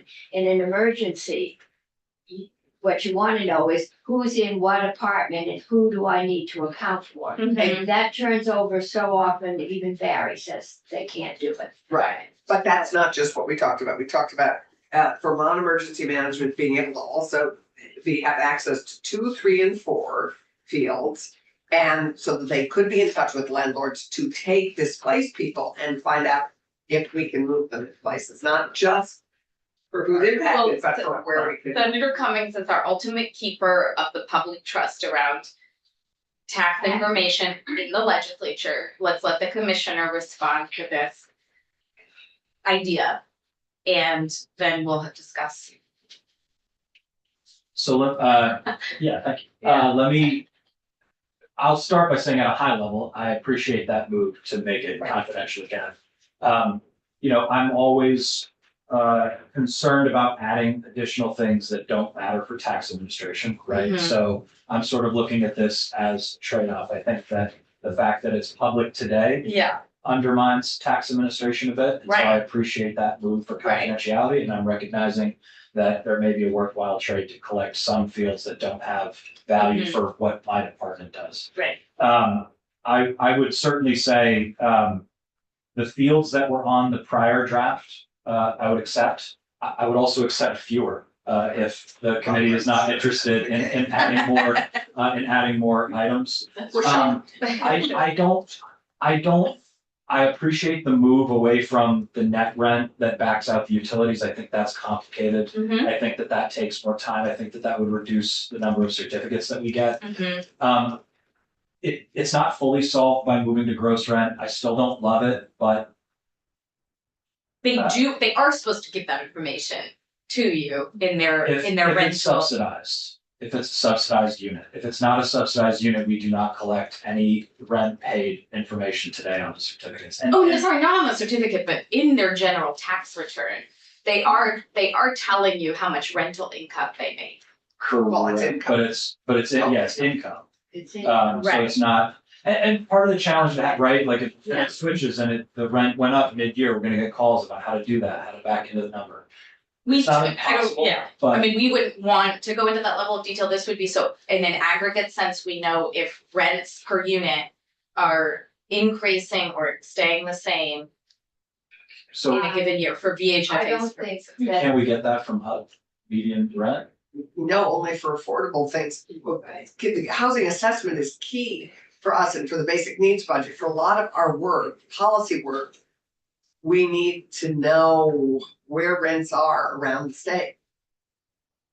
but we know part of that because basic, the new landlord housing rent grant was based on the median, Based on area, yeah. on area. Median rent, So fair we market rent. know that fair market rent. I think if you start asking landlords to tell you how much they're charging, you're gonna get a lot fewer certificates. This is America, this is my private information, and I'm not telling the government. Why is that private information? They do tell the government They do tell in the me. rental income. Yeah. Well, They And do, plus but they that, tell the that, public. that remains confidential and it's not disclosed. They anywhere. And this would be, Public this is our, this is That's the it, big so it's question of confidential, like, that's the why. whole thing becomes That's confidential. the trade, the whole thing. yeah, one is in That's our your choice. No, house, all of it becomes confidential. Mhm. but they're not, they don't have. Anyway, But they'll know that it's confidential yeah, before they will. give the information. And I'll just say, you know, we have a broader legislature that's really Gonna wanted to look be at a it. rental registry. Why they didn't know they could get a lot of this information anyway is beyond me. But doing this so that we feel we have really strong Vermont data, but then we make the whole thing confidential, I think is a big give on behalf of our colleagues who wanted to win some rental registry. Thank you. And Maura can tell us if this information would be absolutely useless for the housing needs assessment, but I think there's a lot of value to knowing overall, like, you know, fully our Vermont information, how much gross monthly rent is being charged per unit. I share Senator Cummings' concern, Mhm. but For address. I appreciate the Right. high level move to confidentiality for this. With, So you could live to fight another day in finance on this question. I could. He's already out. And then, I We're gonna- hear some sense of we're- resignation. and then in the house. Right. Yeah, we won't get this in finance. And so I did submit.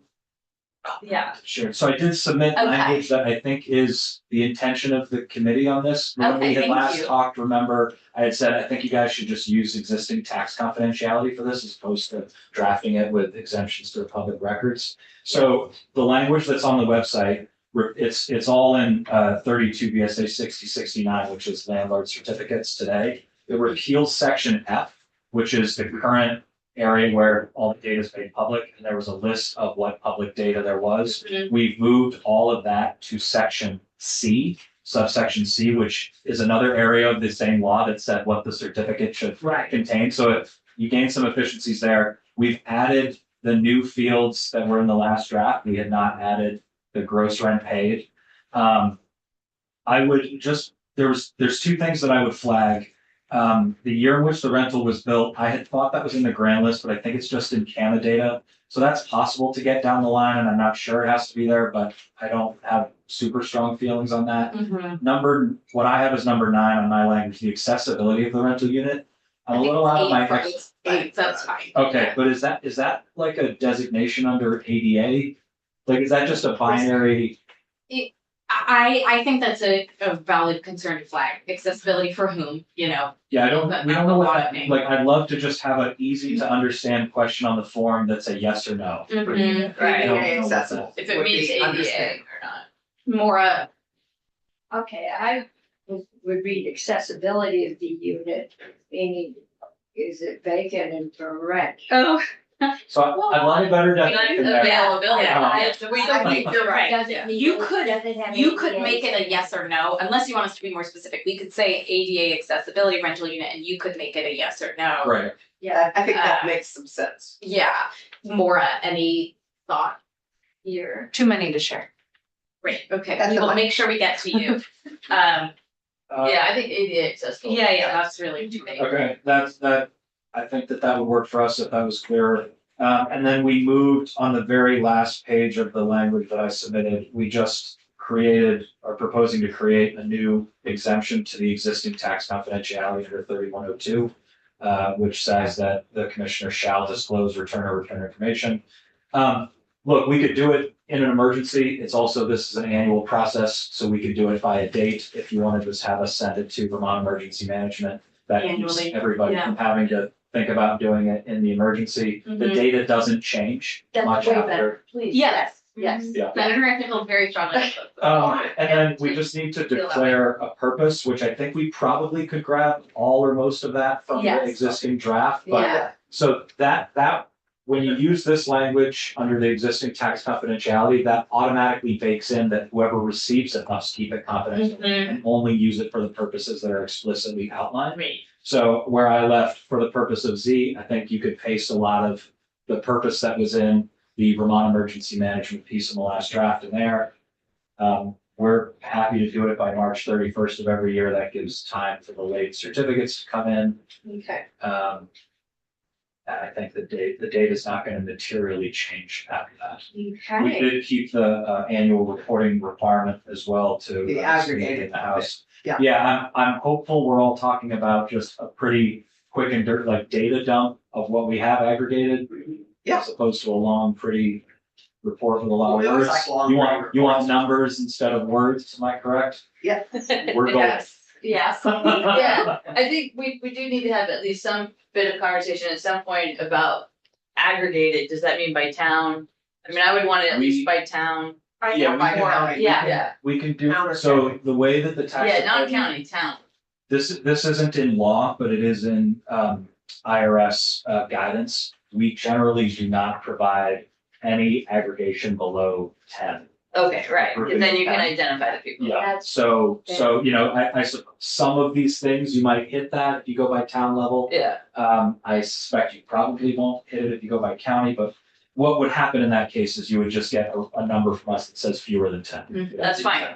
Okay, I'm gonna move us on to That's fine, property that's all I transfer want. tax. Yeah. Before you go, Yeah. this is a Yeah. question I asked before, and I still don't quite understand the answer. Number 4, type of rental unit, what does that mean?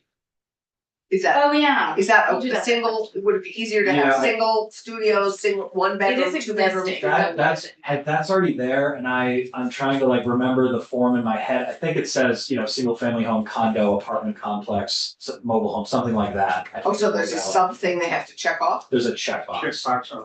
Okay. Okay, and then the other You one okay with Randy that? had was your other concern was location, why not just say address? Fine, that's already how I know, we we were just interpret it and how it's curious. filled out. Yeah, I think if it's not It's broken, working. you know, Yeah. they take it and they put the form together the way that is easiest for the Yeah. taxpayer. And that's already built into C as well. Mhm. Right. Yeah. Yeah, so we had cut there was something in the prior draft about anything else the commission, Right. but that's already part of Right. authority. Okay, now I'm gonna move us along to property transfer tax. Yeah, and if I could just very quickly, Yeah. the biggest challenge I see with the property transfer stuff right now is the definitions I think are relatively clever. Mhm. They're similar to the report. We had Yeah. issued a report not last year, Right. several years ago, that mentioned it's very difficult to define these things. Mhm. Had a similar best of the worst ideas of saying not a homestead and not a landlord Well, certificate. good. But the big challenge that we identified there, and I still don't have a solution today, is mixed use properties. Like, what do you do if it's a 4-unit property? The person who buys it is gonna live in one and the other 4 are short-term rentals, or what if it's 4 Or units long-term and well, there you probably qualify for the lower rate, Yes, but what would you do in right. that situation where it's split, or Right. split 50-50, or it's commercial with, I don't know the answer to all Well, of this, okay, but but those think- definitions are I valuable to think- us. that if 25% is your homestead, you're filling out that 25% is your homestead. That's correct for And- homestead, but yes. like here, are we saying 25% of the purchase price of the property would qualify for the high would be. Interest, oh, Like that- okay, right, now I'm thinking education fund. Yeah, that's Right, the challenge I'm that's seeing. Got it. And then I have to, because I'm in the chair, Yeah. just plug, the administration would love to see those tax incentives get back in. And I'm sure we'll have more conversations about that. we do. We could, I'm just gonna throw this out there, but if it's going to be owner occupied in any way, we could exempt them because we do wanna promote But I'm not, quadruplexes and people. no, but an awful lot of your second homes are owner occupied. 3-4 months of the year, or a month here and a month there. And they can afford to pay. There are some hunting camps and traditional family camps that we have been for many years because all those out-of-staters are building the big ones. If they change hands, If they, the question is, can that new person afford to pay for a Okay. second property yeah, at a different rate? And if it's a cheap Transfer. camp, it's low cost. right. I It's mean, the land, it's the land. Lakefront It's- property. Well, then, you know, they're buying a second. Right, it's only the transfer, it's only the Okay, buyer, transfer. it's just the buyer. But I hear you, and we can talk about this in finance. I'm okay with transfer. But that's a It's good conflict with question something about the definition, and if we can continue to go back and forth with you about, you know, I don't know, some, So what page? we want people, PTT. people can come forward and argue their case, you know, Yeah, I add don't- additional burden to you. I don't know what the solution is. Right. But it's vague enough now that I'm a little worried. We Okay, so could what say if page, any part is your homestead. could we just remind ourselves where PTT is in this draft? Because honestly, 3 short-term rentals could be 3 long-term rental, you know, like, I think we'd be digging ourselves into a hole. So if it's owner occupied in any way, I think I'd be open to just exempting it at the homestead. Yeah. What page are we on, property transfer? I just have it in my head. I know I have it in my head too, but I'm just, when we're talking about. Thanks for providing the language, that's helpful. Yeah, and, you know, if it's, I think it's accomplishing what we're all talking about. If Mhm. folks We will disagree, we're happy yeah, to keep to working. John. Yeah, we'll keep working. Thank you for being really helpful, Thanks for the Well, flexibility to move me even though we earlier took today. your text. Well, communication's great. We will stay to hear Maura's full comments regardless of what time it is, so I just want to move this along. Thank you. Madam Chair, yeah. I would boldly suggest that, Craig can't Oh. stay here more. Yeah, If Maura could go next. Yes, thank you. It sort of follows the same, in some of the same subject areas. We have other people patiently waiting, so we're gonna wait to hear from everyone, period. But if you, But they're not on I the same can't, I subject. think Sure. I'm chairing money chairs. yeah, so if I have 3 members, we're gonna stay and we're gonna list everybody. So, all I'm just saying in terms of subject areas, so our Yes. brains aren't bouncing around. How do people feel about Maura is, what's next? I can just say I largely agree with what he said, if that's settled. Okay. Easy. I'm sure we have other sections that we wanted to talk to you about. We are putting a 1 million in the next draft for first generation home buyer. Yeah. Anything else that you wanted to say? But it's a two part. so, Yeah, I think, you know, just how short. your difference on, I know you had an opinion about Am I the. joining? I'm Laura Collins, and with the Housing Finance Agency, I'd love to just dive right in, because I think I know all the topics you want me to Thank speak you. to. I'm gonna start with property transfer tax, because we're talking about taxes, it Yeah. seems like. And actually, let me start with landlord certificate, just to keep it easy for our brains. That's- I will say, I largely agree with what the commissioner was saying. I understand his role. You understand my role as an advocate for data and Yeah. analysis. So Love it. I love it that we're finding the Goldilocks moment of, you know, this compromise. I want to say, I appreciate he was on the spot. He didn't know what the choices were under type. But to answer that question, the types of units are apartment, condominium, room in my primary residence, mobile home, nursing home, or assisted living. Thank you. As for the ADA issue, I think I flagged this. I don't know how to define accessibility. It's up to the user. Some people would say visitability, which is a unique Vermont thing. Then there's adaptability, there's accessibility. The use of this will be limited if people are just checking. If you define it as ADA accessibility, I think that's the best you can Yeah. do in this moment. But just know that disability rights advocates would let you know that there's a lot of nuance that you're losing, but I appreciate there's a. And it's not an data official burden. designation, it's their Correct. assessment. The gross rent versus net rent, if that makes it easier for people to compile, that's But great. you had a thought versus per address per unit.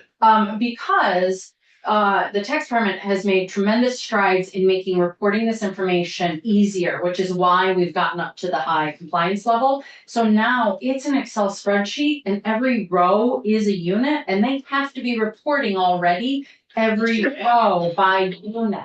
And there already is a field that says rent, and you just skip that field if it's a non-subsidized apartment, but you fill out the field if it's a subsidized apartment.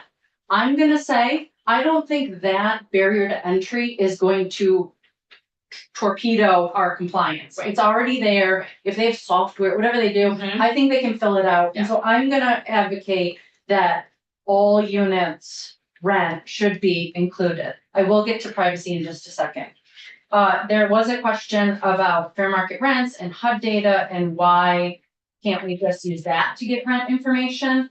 The HUD fair market rent numbers that come out annually are hugely problematic. For the past more than 10 years, maybe 15, every time these numbers come out, the housing providers in the state have to crowdsource fundraise about $40,000 at a time to do our own rental assessment to argue against what HUD's numbers are. And every time we've done it, we've won. And the HUD researchers say, you're right, because the census uses this American Community Survey and it's set on small samples, it doesn't apply in small areas of Vermont. I can go a lot more into that, but my point is that I feel confident I can prove that HUD is getting it wrong repeatedly. Our congressional delegations engaged, they're trying to get HUD to fix their problems, but they haven't yet. So that's why we need this information. We don't get good data at the HUD level. Also, the HUD level, it's very broad. And so I Broad know and bad. that you're carving out some exceptions, that you're contemplating emergency management, you're contemplating naming ACCD. And I would, And you, on the side of Commissioner Bolio's testimony, I would say that you could say ACCD can get town level data from the tax department. Maybe don't even share with ACCD the individual lines, but get the town level data with them and go from there. so, sorry, just to go back, how often do you have to get, how often does HUD issue that information and that data? Because I had used that in my floor report on why we needed to do the rental registry because of planning and housing. Every year they publish Every it, year? but when we argue with our own numbers, that Yeah. lasts us 3 years. They just use our numbers and inflate them for 3 years. And then in the next 3 years, we gotta do the same thing. Oh, God, okay. So this would provide data for you to do that. Yes, oh my God. And save you $40,000. If the tax, well, no, it would, I wanna be clear. Okay, HUD's rules about what we have to do to make it, work to determine fair market rents. Very probably. This thing probably won't meet that high threshold. because it's not detailed enough? Correct. It's a big conversation, Okay. but HUD's Okay. bar for setting fair market rents is so high Okay. that this data source is It's not just- likely to meet that. Even need. if you have every single field. Okay, interesting. So, So this would be an incredibly invaluable tool for us here. if the tax department gave ACCD town level data, including what's the median rent on a 1-bedroom, median rent on a 2-bedroom, I mean, you can't, you're probably not going to identify all the data fields that I want them to share, but I'm hoping that we can just trust that because it's aggregated by town, that they'll work together and come up with good data, and if not, I'll come back next year and say they're not sharing enough.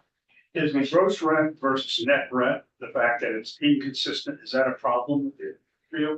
No, as a researcher, what I would do is I would take an average utility payment and apply it all and say, here's the gross rent and this much of it is for utilities, and I'm just rounding a bit, it's fine. If it gets our compliance up and it saves everyone from a lot of pain, I can get around that. Okay. May I talk about PTT in general? Yeah. Okay, You know that there is an up to 110,000 exemption for VHFA finance properties, RD and VHCB. I looked back and that was last touched either in 2005 or 2007 Mhm. statute.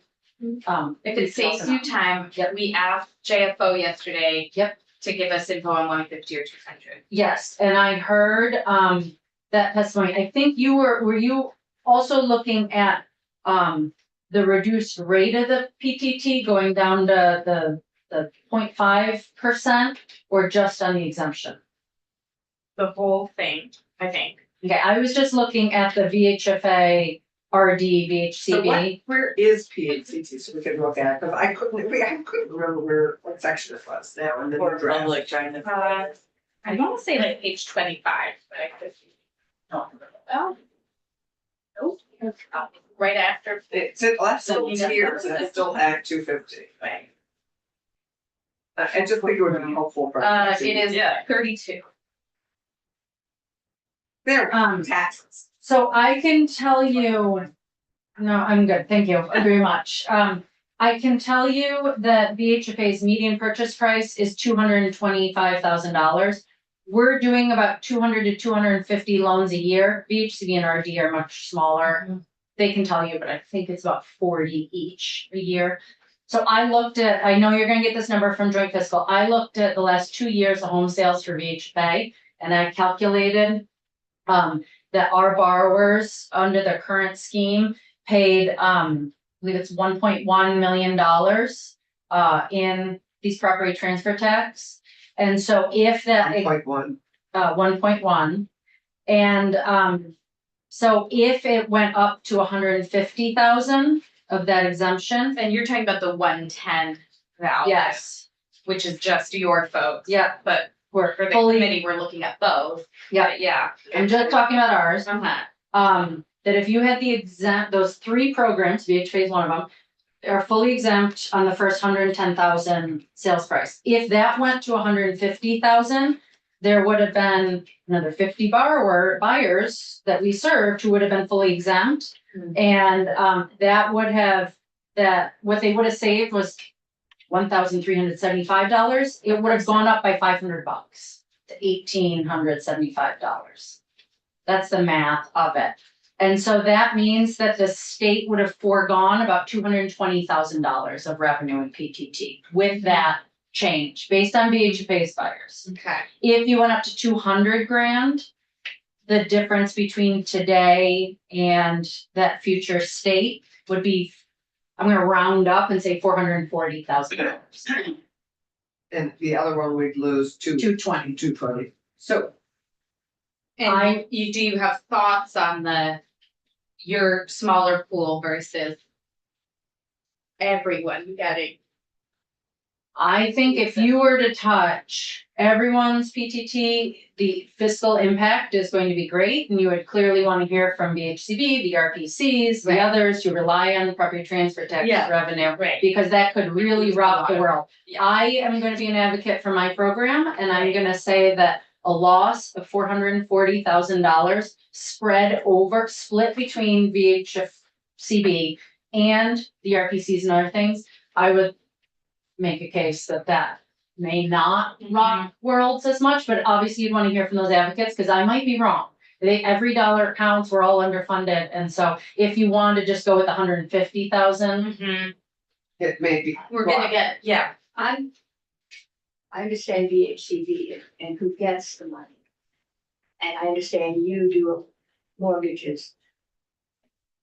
I did a lot of veterans. Yes. Subsidized, those go through you? yes. Okay, so. That's they're a all mortgage insurance counted. program. You get a VHFA mortgage, it's backed by FHA, it's backed by VA, it's backed by private mortgage insurance. That could be one of these programs that Okay, gets. so that's all figured in. Great. There may be VA loans that do not get a VHFA mortgage. Okay. It's because that's just your mortgage insurance. So just a quick question. So are you recommending 150 instead of the 110? 150 or 200. Again, I'm hesitant to spend other Right. people's money. Right. And when I go up to 200, it starts to feel like Yeah. I'm cutting into other people's revenue and I wanna be respectful. And this conversation Well, and- would continue. in my opinion. Okay, but it's good to know. Yeah, no, I know, I'm just saying, those other groups would not lose the opportunity to weigh in. Okay. And I wanna be very clear that the housing impact that the RPCs and HCD has are great, and so you don't wanna rough here to be fall here. Right. It's complicated.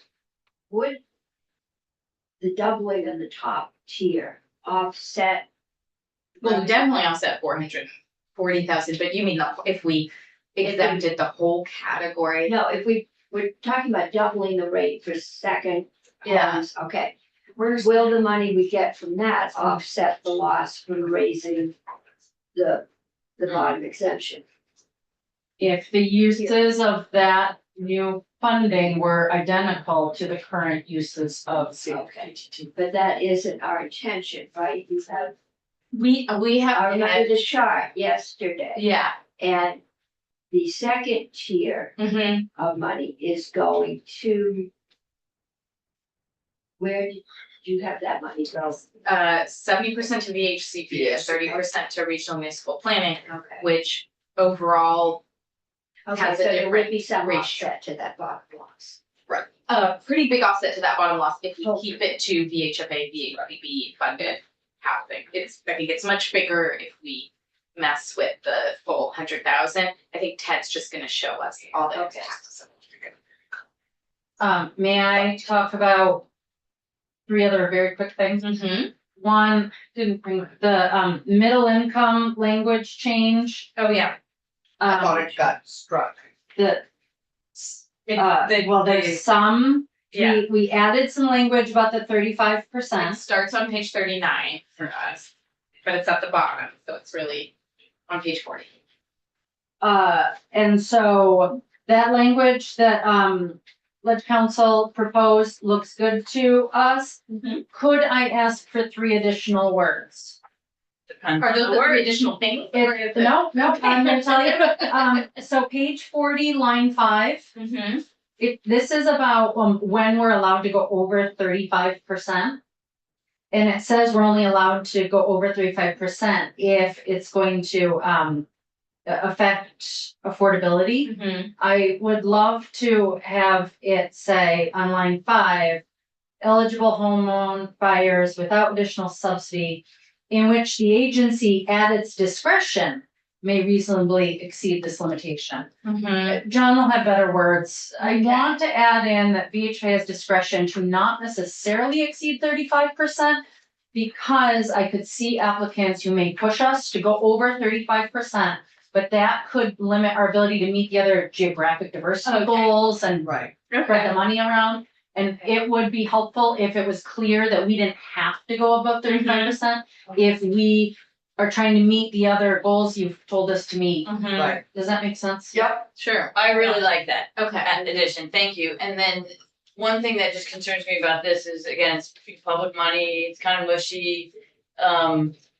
Will you provide a report or would you typically already provide a report on how this works? Is your report? I'd be happy to. Okay. That's how we work. I want to be very clear that all of this is moot if we don't get more money. The money's spent. That was one Right, question I heard sure. you all have the other Yeah. day. You were like, I think they're out of money. We are so out of money. Right. We are so out of We money know you're right. that as interest rates go up and they need more subsidy, we got nothing Yeah. to give them. So I just want to underscore what I'm about to say, which is we really could use more money for this program so that we have this flexibility and we can do this. Otherwise, Yeah. I'm not going above 35% because it's Right. So are we talking middle income housing here? Yes, and the Because- 25 million is what we requested.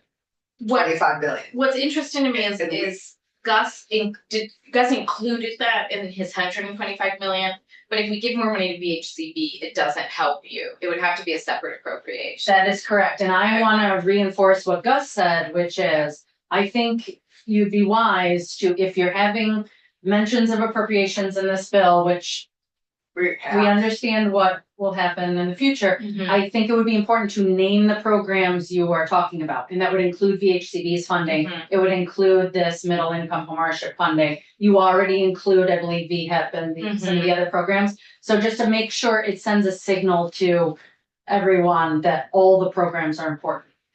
So how do we, let's maybe go around and say how everyone feels So about. I actually thought we had Yeah. made a decision to not include middle income in this bill. Well, we hadn't heard Maura make a philosophical claim that we should. It was Okay, a because it's practicality, I would say. just because, as we know, it's very expensive for very modest Right. results. I think the 5 million seems. 55,000 per home, which is really cheap if you ask me. We are subsidizing, But the number of homes we're getting out of it, it's 155,000 per home compared to. and how many homes?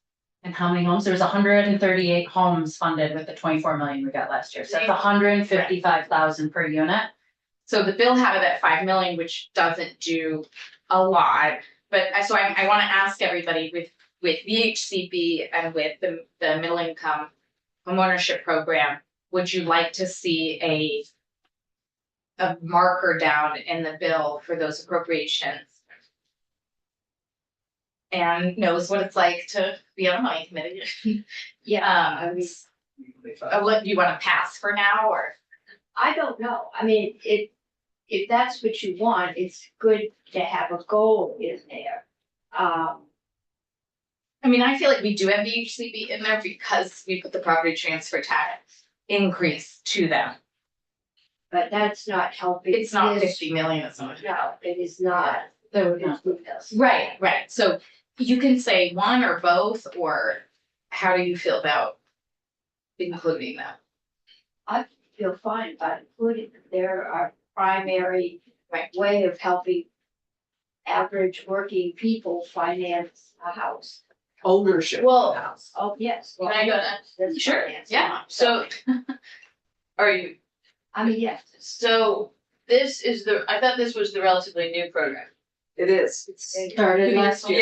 Yes, It is so, only a year. so, and what's the income limits on this are what?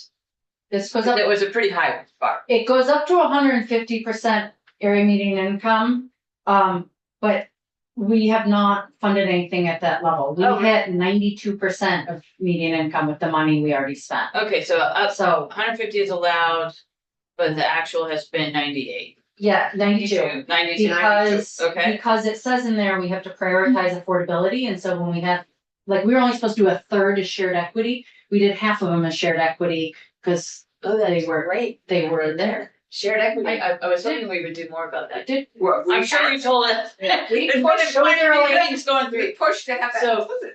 So, what was my other question? So Well, and, what time frame of affordability? What, for how long? it's is it permanent affordable? because it's either shared equity, so it stays with that house. Right, Or, the money gets paid back to us and we re-lend it out to the next, so Okay. it's. it okay, stays so, with it. There's one part that does disappear though, I wanna be clear, and that's the appraisal gap. It costs me this much to build a house, it appraises at this much, no one can pay me back that, cause that. You can't securitize, you Okay. can't, but anything that buys down the price of the home to make it more affordable. Would get paid back to us and we'd re-lend it out and we'd keep doing more of this. okay, and I thought this one was for developers. It is. Okay, but it's still shared equity, so I can understand that. The shared equity developers, which Yeah. is the nonprofits, Okay. applied to us in the Habitat chapter. Okay, They applied to us, they said, can you help us pay for this housing? And we did, so we gave each of the Habitat chapters money and the nonprofits money. but And then we had we had profit, we had for-profit folks, we had a program that was. We for also- for-profit folks. we also- So that's this too. the other, remember I said half is shared equity, Yeah. half was nonprofit, for-profit folks who weren't doing shared. Okay, great, and I agree that 155 per home, I mean, it's like 400,000 in some We're areas. subsidizing at 600,000 per apartment. Yeah, So yeah, so- 155,000 is cheap. Yeah, and that's in the middle, like really cheap as we have, so I mean, I love that we have the range of all of them. And I support this. You're a yes for VHCB and missing, I'm not missing. Well, sorry, middle middle income. income. Right, right. Randy out, but I don't mind who. you're going around the table, go for it. I'd say yes, and what, the more specificity, the better in terms of what it is that we're proposing to do as clarity. Remind me more of what 92% median income was roughly in Chittenden County? Well, remember, this is a developer subsidy program, so we're not making the folks in Camology, we're having the price points be below a certain point, so it's affordable to people at 92% of median. Which is roughly what income? I will tell you by the time I'm done in this chair. Okay, and the other question I have for you is, if we built out of our program last year, we were able to assist with 138 homes. What percent of them were shared equity of those? 49%. 49, because I remember, I can't remember if we asked for a percent or just made sure a number were. You required that no less than 33% go to shared equity. But you also said we have to prioritize deep affordability. And therefore, when we had more applications for shared equity, we prioritized those, and that's why we overachieved. So we overachieved at, what was it, 48%? 49. 49%. And median income for a two-person household in most of Vermont is just under 80,000. For a three-person, it's just under 90,000. So those are the income levels we're talking about. I don't know what 92% is. But Yeah, I'll no, give you the median. that gives us a notion. And with 25 million, how many, I know we have disregard the inflation piece is just hugely challenging. Well, we did 138 homes with 24 million. And yes, there's inflation, so I'm gonna say 125, 120. Depends on where So that interest would be- rates are. Mhm. And hopefully some insurance will have gone down. I know my turn is Well, over. but there's time. Okay. Senator Clark said, are you ready? I'm a reluctant, yeah, I think it's great, but I also think it's a lot of money for not too many homes. And It does recycle. it does recycle, and I'm thrilled without the shared equity, as you know, I would not have supported it last year, so this is great. Yeah. So VHCB and Yes, I'm a VHFA, reluctant, I'm gonna throw out like 10 million and 25 million just to have a kind of straight face test with appropriations right now. Cause I just know I don't see more money than that anywhere. 10 million. Has the governor got any of this in his budget? No, No, neither no, of these. he loves the program, but put nothing in for it. Well, Right. that's standard, he's gonna give friends out. Yeah, I don't know, we're not gonna make anyone answer that. Yeah, oh, I'd love to. Just a little something else that is, I think, makes this more worthy is that it's worked, that it's the Yeah. system is set up. We know how to do it, we got housing, I Yeah. mean, that matters, you know, that we know how to do it and it worked. And the developers know how to do it, and it is apparently working for them.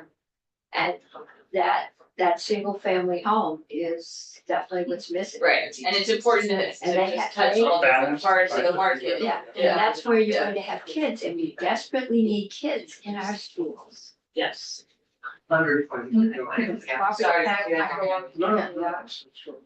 Okay, now that you've talked about appropriations, can you please remind me if the first generation homebuyer grant program is in your bill? It's Yeah. not in here We're yet. at it. On Friday, you will see $1 million. Okay, I just wanna say that we will likely run out of that money in September, that you've already given us, so giving us another million would then keep that open. Something unique that's happening, I don't know if you know about, is that so far, 2 different credit unions are putting their own money on the table.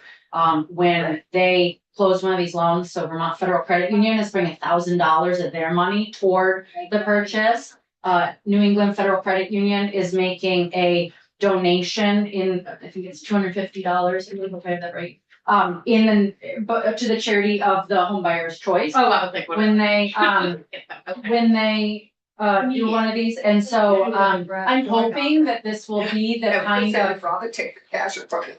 And so I'm hoping that the Vermont Fed program and others will be an example for other lenders to Yeah. follow suit. So what your investment is doing is spurring more activity. I also wanna say that so far, 22% of the households that have been served are led by BIPOC Vermonters. Great. And that is far higher than VHFA's historical average. And so we are using this program as a way of really having deeper conversations, partnerships and all that. It is a wonderful tool for us. That was everything I came to talk about. Thank you, Maura. Thank you. That's very cool. That's great. Yeah. Oh, great. I wish I'd known that when we were. Through the credit debating unions? Credit unions. So which That's why I said which are the you two? should- Vermont Federal Credit Union is Yeah. putting $1,000 Or for two each biggest first tranche. financial institutions that are. And NEFCU is putting, I'm really sure it's $250 to a charity of the buyer's choice. Yeah, We should send those. I kind of wish they would just give them $1,000. that. I'm hoping this is going to Yeah. spur more Right. similar. Charlie, thank you for waiting patiently. I'm operating on the assumption that three of us are going to stay until we're done, because there's specific questions we're answering. And if there's any big decisions that arise, I will take them to our other two members who might have to leave it. I think the three that stay should. Well, write the whole, we I'll just just, do it. I'll just cut the money out. Yeah, right, we're not, It's not nice up there. okay, Charlie, Um, you heard a lot. yes, I don't know where to start, to be honest with you. I guess Yeah. with the version of 3.11 that, I'm just seeing, I just Mhm. wanna, make sure I understand a couple things, maybe, so if I. Yeah. And It's what weird if I ask you questions. I will just say, if I didn't emphasize this before, I would like us to get into there's the tiers shall be Yeah. defined down the road, but then there's a whole section about the process. Yeah. And we'd like to hear your final thoughts on the process Uh-oh, for our committee's purposes. great, okay. Good. So for the record, Charlie Baker here on behalf of the state's RPCs, our Vermont Association of Planning and Development Agencies. And so let me I kind of flagged a few sections that I think we might have and I think right in section 2, where the priority housing projects exemption is deleted. It just causing a little thing in our brain, and maybe we're just not understanding, maybe there's a broader exemption that goes in place, but we just want to make sure that none of the people that are working on priority housing projects right now, kind of like lose their ability to have the exemption in this interim period until all. So I that think we paperwork need is to done. grandfather, obviously. It's a larger question because we repeal our exemptions in favor of new exemptions. So I think you're right that it would not notwithstand existing. Yeah, but in the interim, I just want to make Right. sure because last year you kind of got rid of the cap on PHPs Mhm. in most of these places, and We did. we don't want to go back down to 75 if somebody's doing the Mhm. 90-unit project now.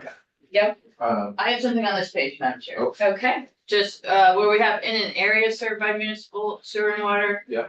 I think the tract of land should be served by municipal sewer and water. Area served just still doesn't. It's too vague It starts to with, me. the sentence has the tract of land as part of that. It's a long, Right, long, but if the tract of land is in an area served by municipal sewer and water, the land itself isn't necessarily served. Well, it might be new later. Right, I think we right, but it understand needs to be able to be served. This to me, it would Should we say say that can be served? that will be I served. think that goes back to the feasibility. I'm not sure, I'm not sure in Yeah. an area is needed. You could probably strike those 3 words. Tract of land Exactly. served by municipal. Yes, that's what I We was like. want served. Sorry. Yes. Thank you. Great. You can get rid of in an area. Yes, Because you could end up with a place that right, doesn't have the land for septic and right, the town says, sorry, we're not building. on right, it." right. Okay, thank you. Section 9, page 11. In the plan for municipality, so just trying to relate more things. I appreciate that you're updating the housing element requirement for municipal plan. This is, I hope, a helpful suggestion. Last year in S100, you're requiring us to work with the Department of Housing and Community Development for housing targets. Just so friendly amendment, it may be to address housing needs and targets on line 17. Feels like, just to make it clear, like I gotta address the targets and then it has a reference to where the target language is, which is good, but Page 3. sorry, page 11. Page 11, line Line 17. 17. Yeah, thank you. What think I that's a good. appreciate about that is there's a whole bill on housing targets that we never had time to talk about, but it's a live conversation Yeah, about that's right. really using targets, The House so, Committee is looking at that, so it's probably coming over here yeah. after. Are people okay with that? Yes, that it's important. I mean, it's a big deal. Yeah. But if they are addressing needs, it's not a big step to determine targets. Right. Yeah, I mean, you can say, we need this housing, and oh, by the way, we have we're not doing anything. Right, we don't have any That would be a goal. bad target, but yes. you We could. like good. Okay. Then I'm gonna skip to page 23. Great. We're almost. I'm gonna have a question for you on page 13. Uh-oh, Do you want, You can want we me to go back? go Do into, you want?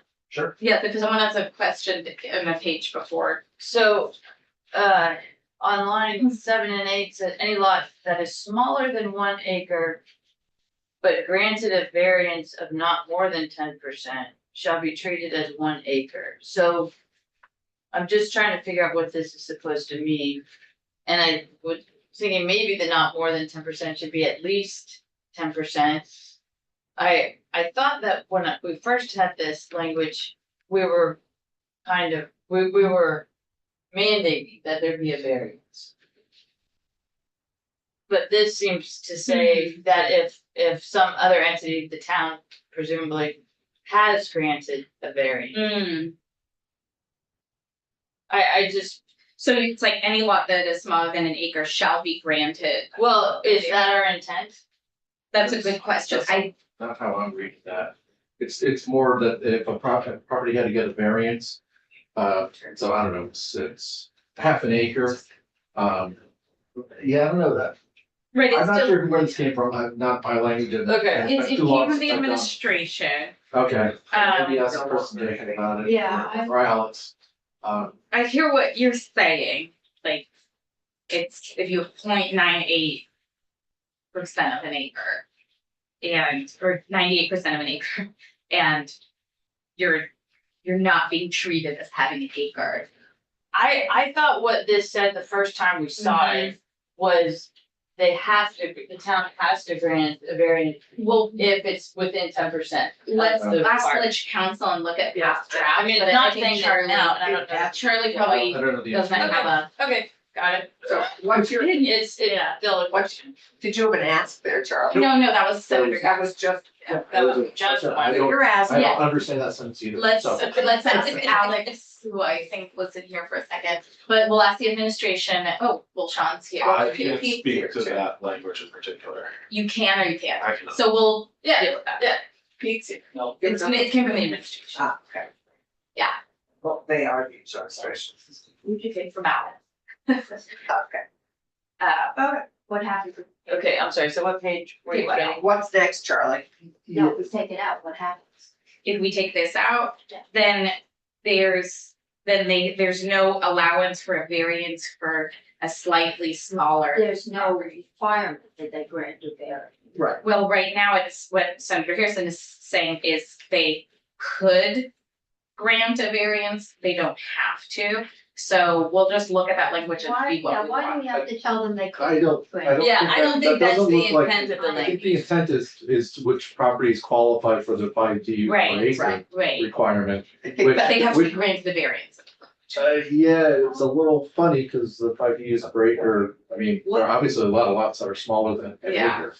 I don't So know anyway, I that, don't like, our understand. hill that we're dying on, but let's I get an answer. I don't like saying you have to, No, Yeah, because it looks, Yeah, 'cause then it's all not acres right. are not the same. One may have a rock cliff. Yeah. in the Mhm. middle, And putting 5 units on there.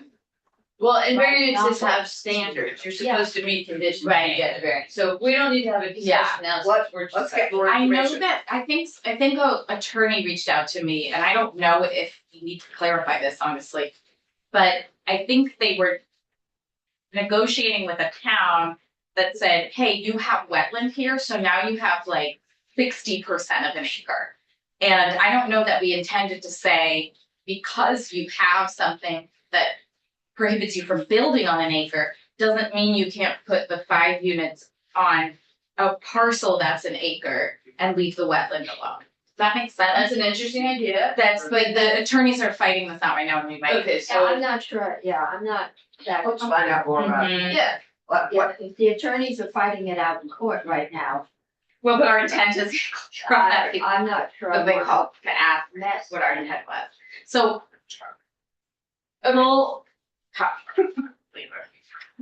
Sorry, to not be more helpful there. yeah,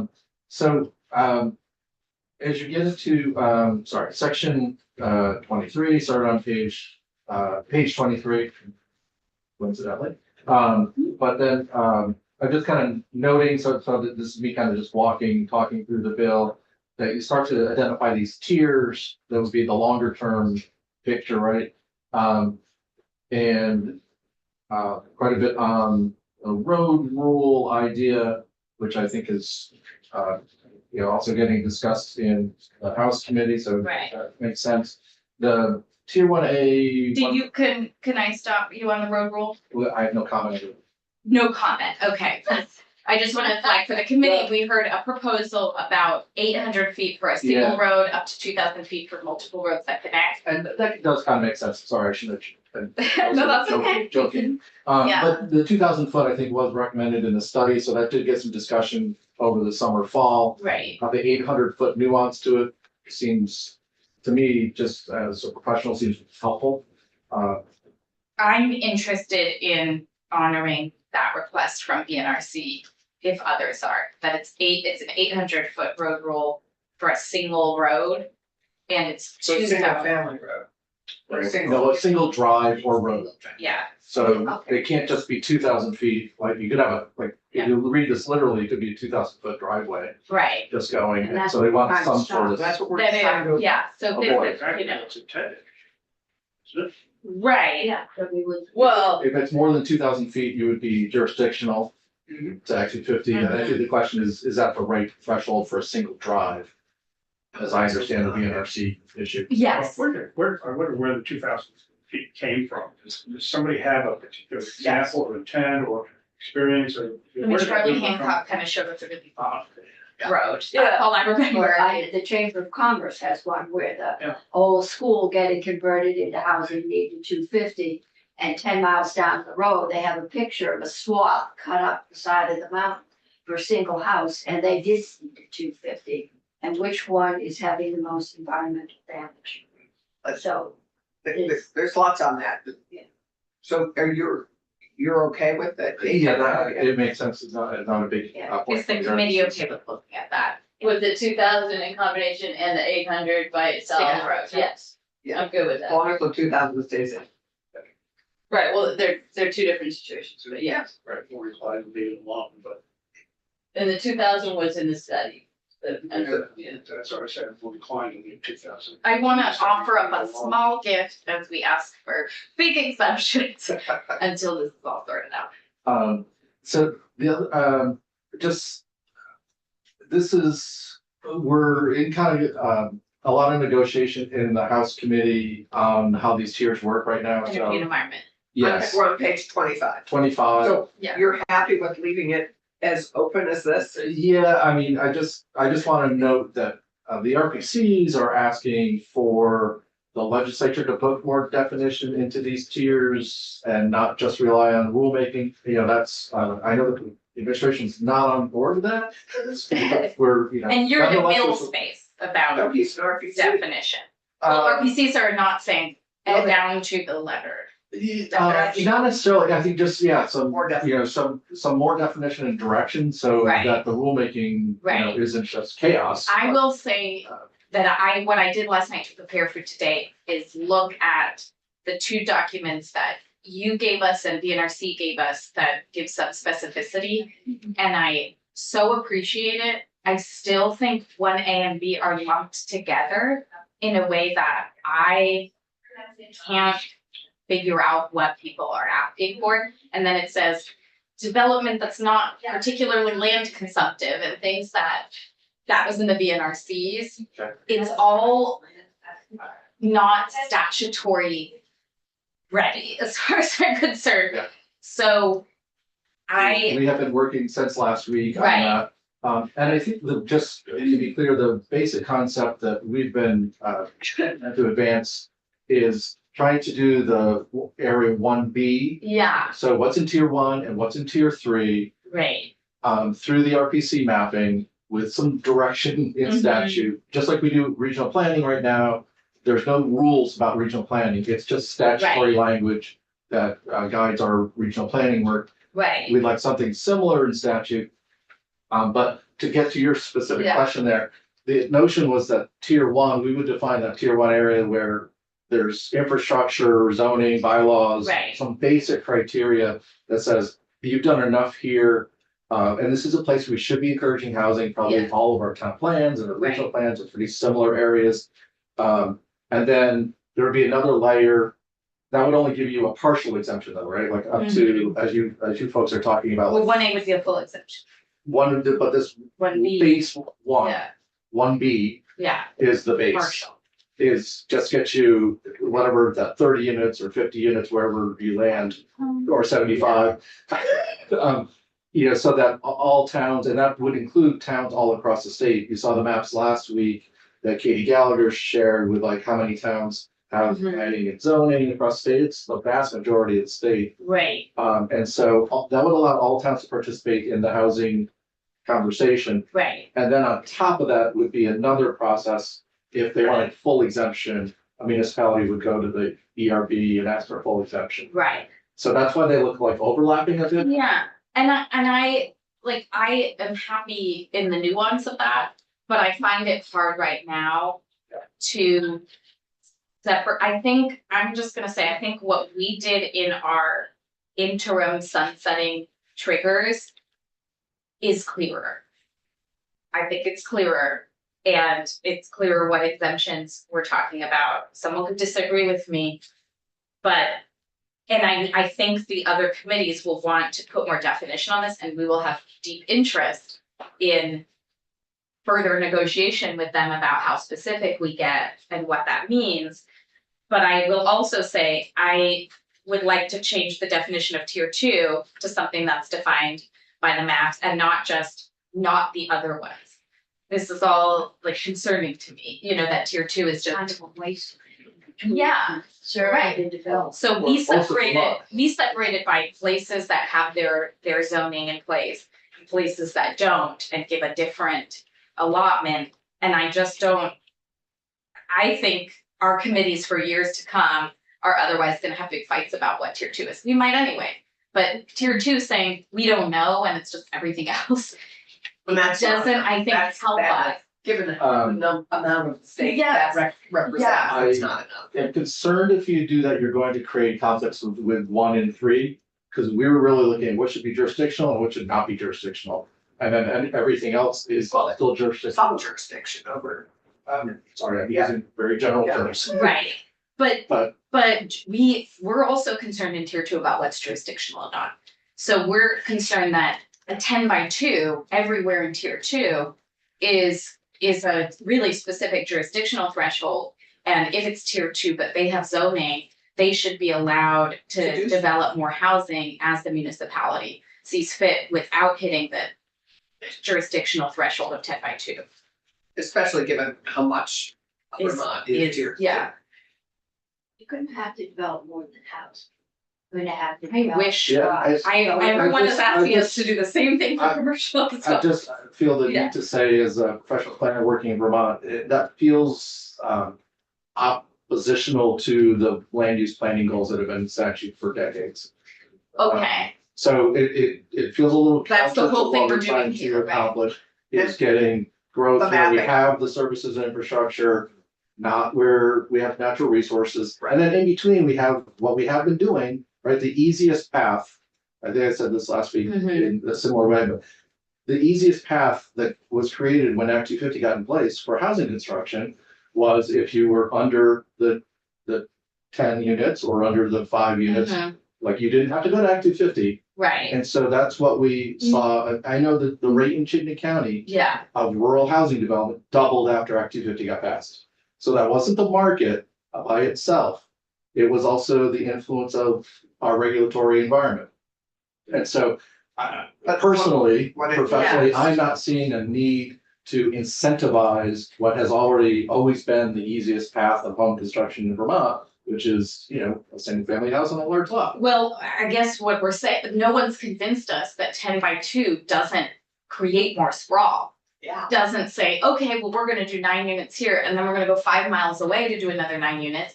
Instead of clustering, 25 small, modest, single-family homes that make the project affordable and actually cluster that development instead of saying, I'm gonna have to wait or go far away into So another field. You're looking for some provisions that would help cluster within tier two. Yeah, because Right. the idea of 10x2, no one said to us how that, Charlie Hancock presented us something that shows that 10x2 or 10x5x5 created a sprawling Yeah.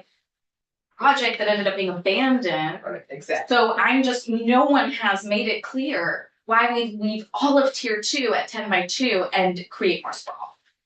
We don't want more And, sprawl. and, yeah, just the studies, I think, and maybe we didn't spend enough time talking about tier two, but No. what kind of recommended is say the same, which is 10-5-5, right?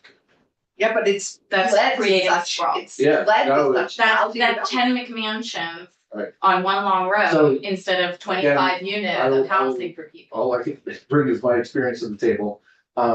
In my experience, if we create a regulatory environment that is more favorable and easier to go to the places where we want to have growth, that's how the market will respond. And so I think that's why we've been trying to put the emphasis on how do we encourage things in tier one. Right, So but to take the you pressure said yourself that you wanted to make sure rural voices were heard. And rural voices are not saying put everything in village centers and downtowns. They're saying they also need senior housing and workforce housing in towns with zoning at a higher rate than 9 units. Yes, and we should work And with they those can do that in towns. municipalities just as easily without duplicating it in Act 250. So I'm hoping this is being addressed in the work being done upstairs, because that's the understanding is, I think are you asking us to leave these tiers relatively undefined at the moment and wait for the work upstairs to be finished? Yeah, I do think that's- that we're heavy in the negotiation. It's hard for me to kind of. That's fine, you a but what final- I don't Yeah. feel good about is passing something that says tier 2, which is a majority of the state, is just Yeah. not the other tiers. Yes, I that's. don't think that's not good policy. I just, I hear you. I think when we talk about tier 1B, Mm-hmm. that's where we're trying to support every town that wants to do some basic planning and zoning to have a higher exemption and encourage the growth there and consistent with what they've been planning for. Mm-hmm.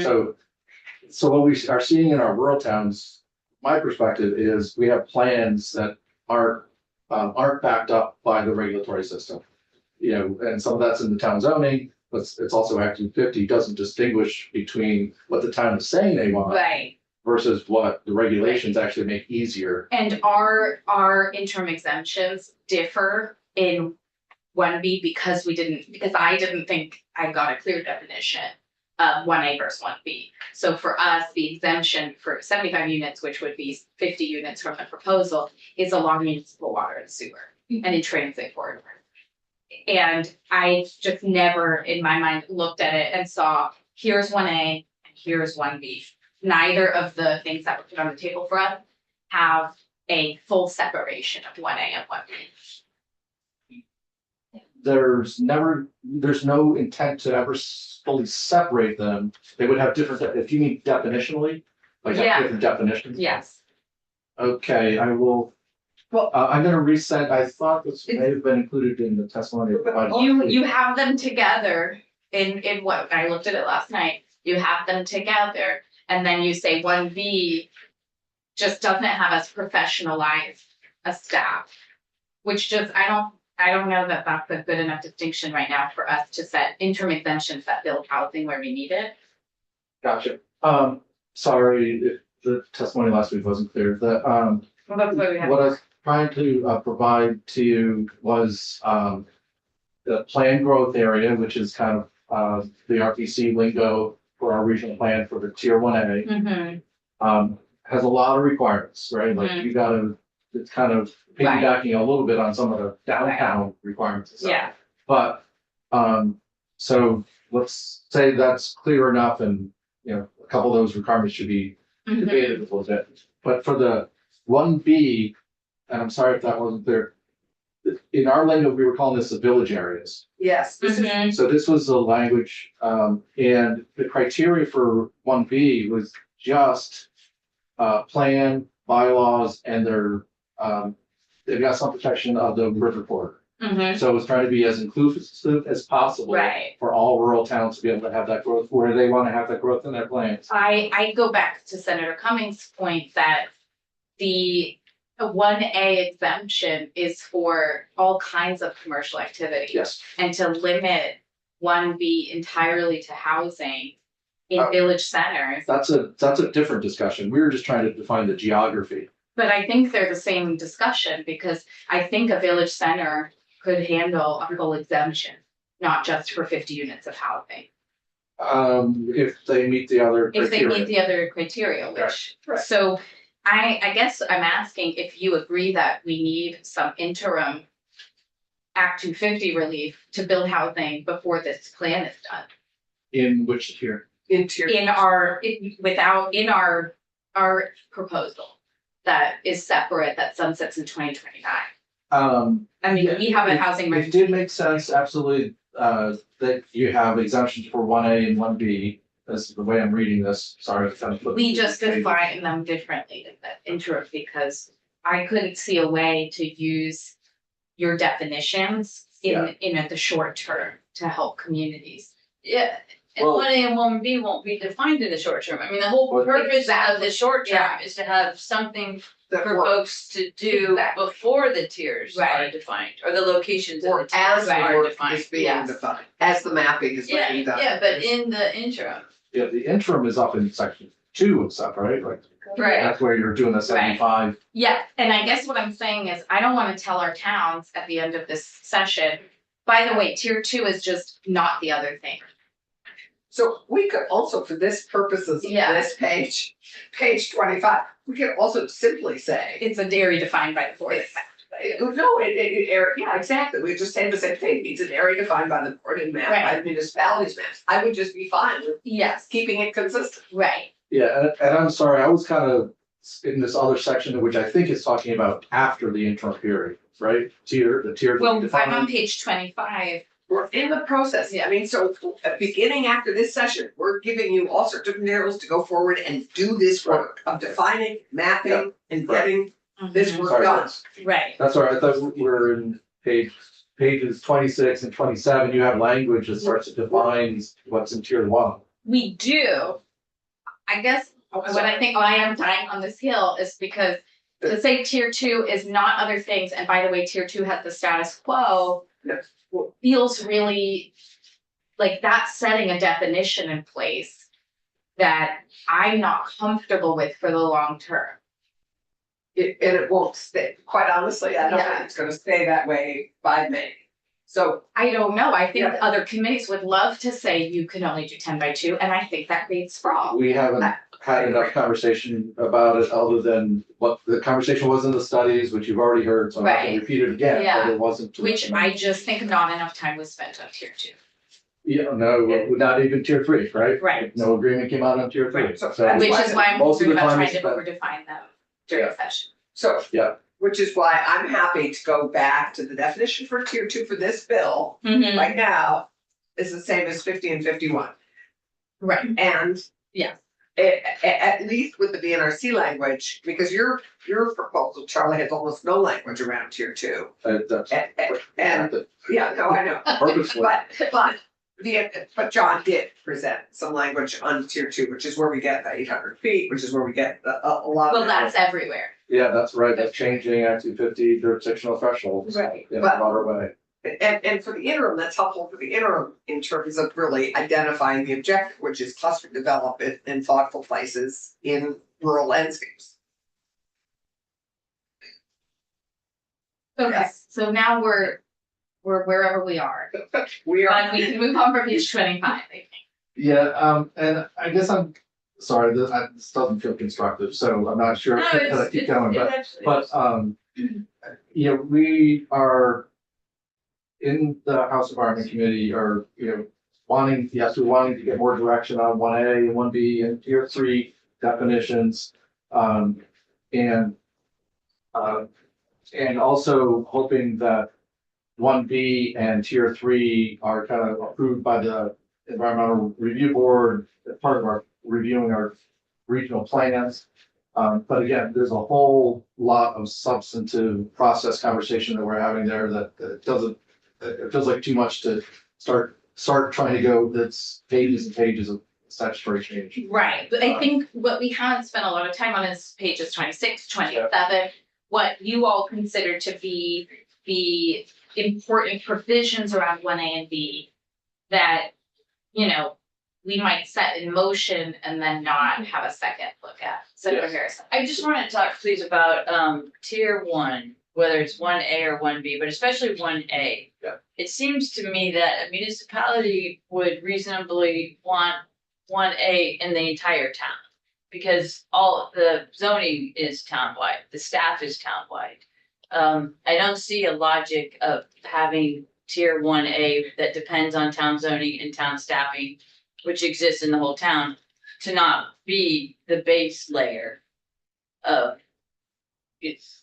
I think the base layer should be the entire town, or that should be. It really is municipality dependent. There are some towns like Winooski, but where we go, yeah, you're right, the whole town is sewered, Well, zoned and staffed, but but there are larger towns where they're, you know, the center of the town is only part of the town. Right. And sewer service area doesn't extend to the whole town. right, no, I So think the most concern towns are. about having 1A apply to this entire town boundaries would be that's not the same as a sewer service area. Totally understand, but if a town has the capability to govern and to govern development, it's not gonna allow development where there's not water and sewer. That would be part of the town's regulations. Well, we're kind of talking about where Act 250 has jurisdiction or not. So, There's, I mean, Alright, That's so a good so question. so the way that I'm envisioning it is not correct. oh, That's That's- not that's how not the way we others were are envisioning. envisioning. Okay, I mean, so then just, and then also I mean, tier, there was an ask certainly for Burlington and the other towns in that municipal delegation report was that kind of idea, like, hey, let's Yeah. trust the town to do the whole thing. So I don't want to say that wasn't an Okay. idea out there. That's Okay. definitely been. but in a tier 1A town, you could have spots of tier 3, right? That's Possible, yeah. possible. I think that's a point of conversation that needs to get debated more to, like the river corridor. You know, Right, that's what- in Montpelier. And is obviously prime a ag. river corridor. or wetlands. Oh, yeah, you were Entire talking about prime downtown. ag. We're talking Yeah. about prime ag, and absolutely Okay. that. And is so part of the is that still remain in Act 250 jurisdiction? And so you'll note, well, if you looked at what's getting discussed, or kind of talking about like or do they have regulations that protect that zone? And, you know, they heard from Mike Miller yesterday. So there's a lot of discussion going on. I don't know how to be helpful for you right now in this. You know, there's a part of me that says, just put a placeholder here and Yeah. hold for the Well, that's sort of conversation that's what we- happening. Okay, are we still, Uh, we're placeholder to page 25. Yeah. Yeah. placeholder I'm page moving on to 26, page 27, 28, 29. That's what I'm looking at. What I guess yes, when I look at the top of page 26, I could do some of my own work to propose to the committee, because we just haven't dug deep into this area. But I think the board needs to adopt rules for all of them. I don't know why just tiers 1A and B. Yeah, honestly, we could be just as happy if the statute is clear enough to have the board have to do rules on all of this, so I'm Oh. not. So you want this to be defined by the end of session, so the board doesn't, I don't know how we get out of them doing rules if there's like a process There may be, yeah, I mean, there may be guidance for sure, guidance, okay. but, But you know, I think that's a good question. My sense is the administration is, you're talking about rulemaking and that could go on for quite some time. So some of this is also just, how long are we gonna be in this in-between stage? You know, we would like to get through that in-between stage Well, that's- sooner in, you know, that's 2 why you'd years. like us to have finished all this Right. mapping work by 26. And you do not or And the definitional work, 26 would be amazing, but I don't know what to make that but the happen. definitional work has to happen sooner, so the Right, towns we can need- make the We need decision. direction in Right. statute to be able to like, oh, that's what is meant by. You're So, right. and that's what you're hoping will be done by the end of this session, That's right. so that you can then go forward and Map. do all the mapping, Work with do our all the planning, communities, work with the and have it residents. back to us by Right. 26. I guess what I'm seeing right. here is if the date remains October of 2025, it feels like there's no reason to let this go permanently in the legislature in 2024. And like close our eyes next session to refining it or having more of a conversation as the NRB look. I mean, we have people all over the legislature saying we're really concerned with trying to fully define this and let it go. And then it's done in October 2025. Like, why? What's the logic of us There is not having some kind of return Well- to review? if the definitions get put into statute at the end of May. If we can agree on the definitions and then they could go forward and do their, inevitably, we're gonna have, an issue will crop up in time for next session for us to address and redefine or whatever we're gonna do, which we can do if it's in statute. Right, I would just not want us to all be fighting over like 3 words this whole session. And then we let them do their work and like they could probably make a better. Make it more nuanced than we can during session. I just don't see. I think the question is what standards are the ERB going to review and approve? these The regional ERB? plan- Yeah, the NRB, right? So there's gonna be a review and approval process for these maps at the NRB, ERB. Okay, What are the standards by which they're reviewed? right, Maybe I'll put it that way. That's what we want. right, We want those standards and Yeah. direction, so we know what we're supposed to be mapping, so that they can review and approve. well, and you saw, I've talked to NRB and you all about those standards being not like word by word definitions but big guidance. Yeah. I don't know exactly what that looks like. Yeah. We need some clarity about what is intended. Right, but we're still giving them till 2025. So there's, You're Well, giving them, you're only giving at a the year and a moment, and half. I think one of the challenges we're facing here is that. To go to your point of last night, or to Ruth's point about all the jurisdictions working on this. This is a work in play and in progress all over the building right now. Thanks. And for us to pass something out by Friday, it has to be both in some ways placeholder and action. I mean, we expect and we're hoping for action by 26. Right. I have to say, I'm hoping our mapping will be done right, and that Charlie Baker is, from your mouth to God's ears. We hope that's done. We have some interim measures we wanna make sure Mhm. are enabled. And I think you're right now to have this language is kind of trying to control something that is already in the works elsewhere and has a different expectation. right. That's a juggling match that we're in right now is, Timeline wise, you're not trying to change 2025. well, he's saying it's not necessary. if we- I would like to get to a place where rulemaking is not necessary, but Right, I that's his understand objective is to that's get certainly rid a of this. debate that will happen here. I know, I Yeah, just but don't- for- That's certainly not my That's it. fault. It's good to know what you would. His hope is that the things will be defined. Right. Yeah, we get enough. I think people will need guidance, like that would be weird otherwise. So if we Yeah. change it to guidance, but you're still okay with 2025 for guidance. Yeah, that's Okay. where it ends up. Or that, And I do- or that just quite honestly, just simply, the board will have adopted definitions of this, of all these tiers by what date? By 2025. That's what the Seams says. Yeah, but it's- I would propose that they return to us with proposed definitions in 2024. I mean, Okay. in January 2025. 25. Yeah. Yes, let's do that. Let's just say Maybe that. by January 26th, you're considering it in updated legislation. Can we? And left for Yeah. you, she went to go to Go to you. you, I think. I know, I was gonna tell her, don't go buy lunch, I have her lunch. She's out probably getting lunch. So that's a good question. If it can't be resolved in this session, Let's- but that seems, then we're not really doing rulemaking to define those. We're Get rid of the actually like rulemaking. Right. coming back with a recommendation, a report to you as to what they should be. which means they're not getting put in place until the 26th session. I don't see a change in the timeline if in 2025, we, after a fairly more public process, you know, we finally approve more, specific definitions. I mean, that is what is being asked of by some legislative contingent, that I feel uncomfortable if it's 6 of us negotiating this in a conference committee, and then we never get to see it again. I don't know why that seems like a good proposal to anybody, if we're talking about 2025 for ultimate guidance. I would suggest here that we just go to by January 25, just again, it's sort of a placeholder, quite frankly, until we resolve all our work. But that we have by January 25, the board shall present to the legislature the definitions. And then that we further establish by December 26, all the maps will be done and back to us. And I think the guidance Get can rid of- still be issued by October 1st, 2025.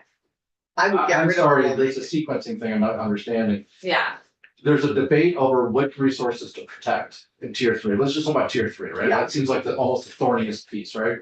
they all. What gets protected in tier 3 absolutely needs a lot of public Yeah. discussion. Yes. But I also think that, you know, A&R has done a lot of resource mapping in Vermont. I mean, Yeah. if you go to the A&R mapping, the BioFinder, conservation design, like there isn't new research that needs to be Right, done. there's a ton There's just a more good policy stuff. debate about which should be jurisdictional for activity or not. And yes, I would like that debate to be simpler in my mind. But if you're asking the ERB, NRB to come up with rules of guiding what's in tier 3 by October Of next year. of 25, Yeah. that is not the same as us doing mapping. That means Right. the ERB just did rulemaking about what might be in those maps. They're giving direction to us about what to map. Right, And we're doing mapping after that. we're Right. hearing you, we're Mhm. hearing, Yeah. I'm hearing you saying, get rid of the rules. Let's land on definitions so we can go forward and do the mapping. Let's get the mapping done by 26, so that we can go forward and protect and develop Vermont in a thoughtful way. That all sounds wonderful. Well, we could build a lot of houses in the interim. Yeah, right. But we have- Talking about this for 2, 3, 4, 5 years. Right. Okay, on this note, I'm kidding. It's not gonna I be don't, helpful. I haven't talked about it for 12, so. So I guess One some of us are thing that yeah, has troubled me about the whole process sure. that we have right I now know. is I look at the number of witnesses who come into this room. Yeah. And they've been from governmental agencies, they've been from nonprofits, they've been planners. I haven't seen any homeowners. I haven't seen any people who want to buy houses. And one of my big questions is, are we planning things that all of the various advocates favor and think is the right idea, Mhm. but we haven't asked the person who wants to live here, Yes. where do you want to live? Amen. Is this matching what you have in mind or what you want? I haven't heard us ask anybody that. Right. And you I mean, know, parenthetically, we've had the realtors in, but solely for technical discussions, right, not for practical discussions. And I just wonder, you know, I hope there isn't a gap somewhere. right. I listen to the areas that we're talking about, and I say to myself, you know, going back years and years and years when, you know, when I bought my house, the house before it sold, is that what I would have wanted? Right, The answer is no, it isn't. right. Because what? Because it's clustered, because it's together, it's a development, it's somebody's plan of where I want to live. It has to be in a walkable area. I don't live in any of those areas, nor do I want to, Right. nor would I ever. Yeah. It's Vermont. And because there are lots of people, I think, who are like that. Mhm. And I just wonder, in terms of input, are we getting the input from the sources that we need? I was gonna talk to the realtors, Mm-hmm. because I think they're a good source of doing it. They talk to people who Yes, are potential buyers to come up with a kind of a questionnaire, yeah, if you will, that asks some of those questions, to ask, is smart growth smart in terms of what people actually want? Or is it smart because of what the various interests that come into this room want? And think is the right thing for people, but maybe it isn't, maybe it isn't. I worry about that a lot. I don't know if you have to leave after this. I certainly agree with you. I consider all of these studies, including the designated area one, and I said this to DHCD, quite incomplete in not specifically talking to mobile home park residents, renters, homeowners.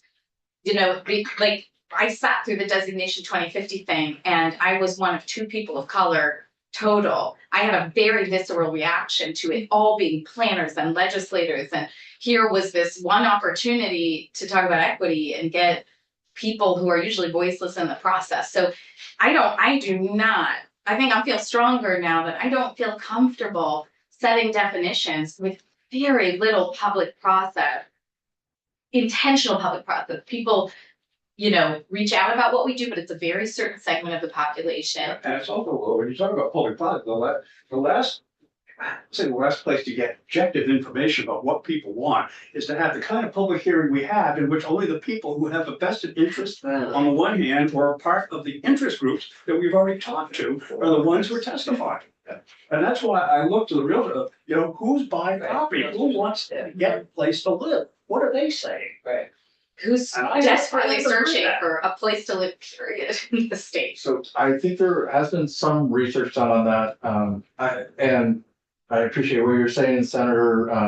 And, you know, I think what you're hearing, I think from the range of advocates, I'll call them, myself included, is informed by what we hear in our communities. You know, so like the demand for housing in Vermont right now is, frankly, we've had an unhealthy housing market for a long time. And so I don't think there's an answer, right? I mean, this is, we're talking about how to build more homes for more people, and then, but not in an environmentally damaging way, not in a way that increases flooding or people in harm's way, and implementing state policy. So I don't think, and I hope people don't hear black and white positions coming, at least You for probably me. hear a range of this. Yeah, because and even if we talk about these tier 1 areas, we're talking about a range of housing types.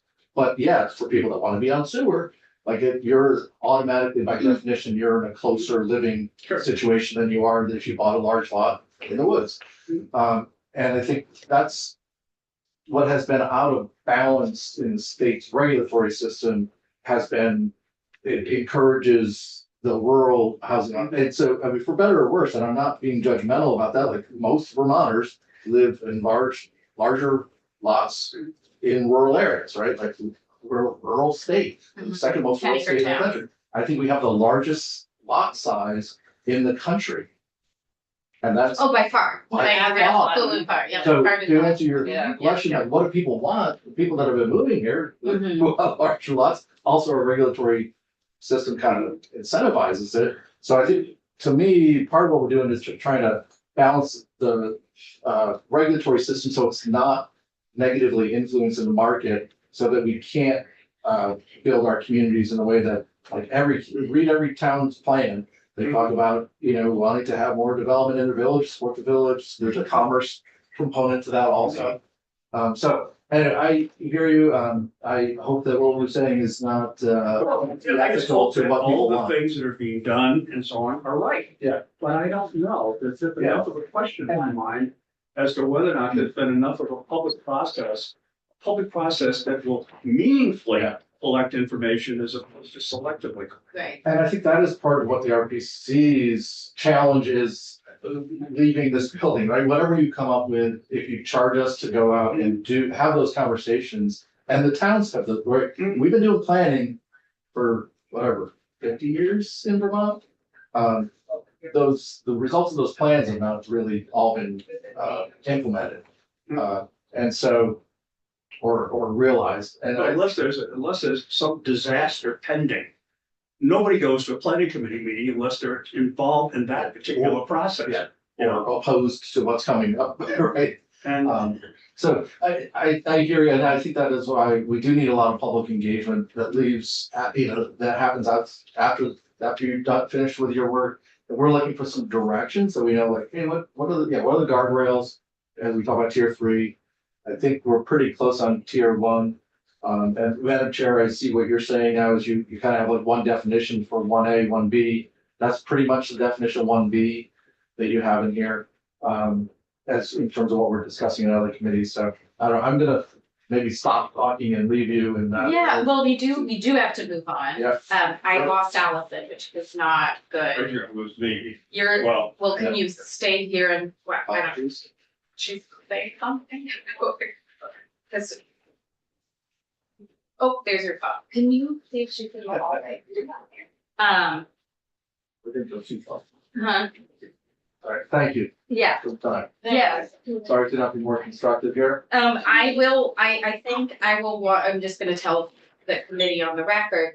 I will want to connect with you about these really specific sections about what happens after we let go of the process. Okay. I think what I'm hearing from the committee is that there is no reason not to speak more about a public process after we set some guardrails or guidance. Yeah. And there is, in my mind, no reason why we shouldn't look again at the definitions in early 2025 if the guidance goes out in late 2025. Now, we'll note that there's very little discussion in this whole section about charging the RPCs to do these maps. I mean, maybe a reference to it, but, Is that in another bill? I mean, I think that's why I left it alone. yeah, and we have like a lot of more language defining the areas, defining the process, Mhm. defining appeals. Yeah. Like we want accountability in this. Yeah, Right now, regional plans are not approved by anyone right, other than the regional planning commission. right, So there's no review of like how well it's meeting state statute. yeah. So that's all. Who should review? Well, we are moving on. Is the Yeah. ERB and the other. So committee. we will keep working on this language before Friday so that we can feel good about I think we know what we don't feel good about, we know what we feel like we need to work on more.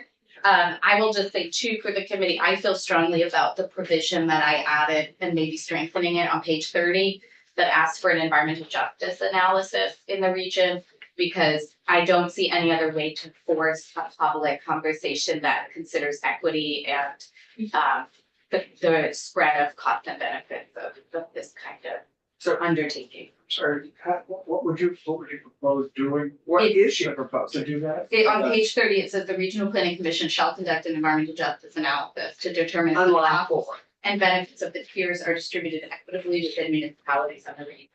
Yeah, and then the other committee, we also proposed some language about following the guidance that's coming out of the, I think A and R is charged with, with the EJ, Council. community Yeah. engagement Yeah, stuff, so right. there was like, there's a sense we had, like, as we do our plan, Mhm.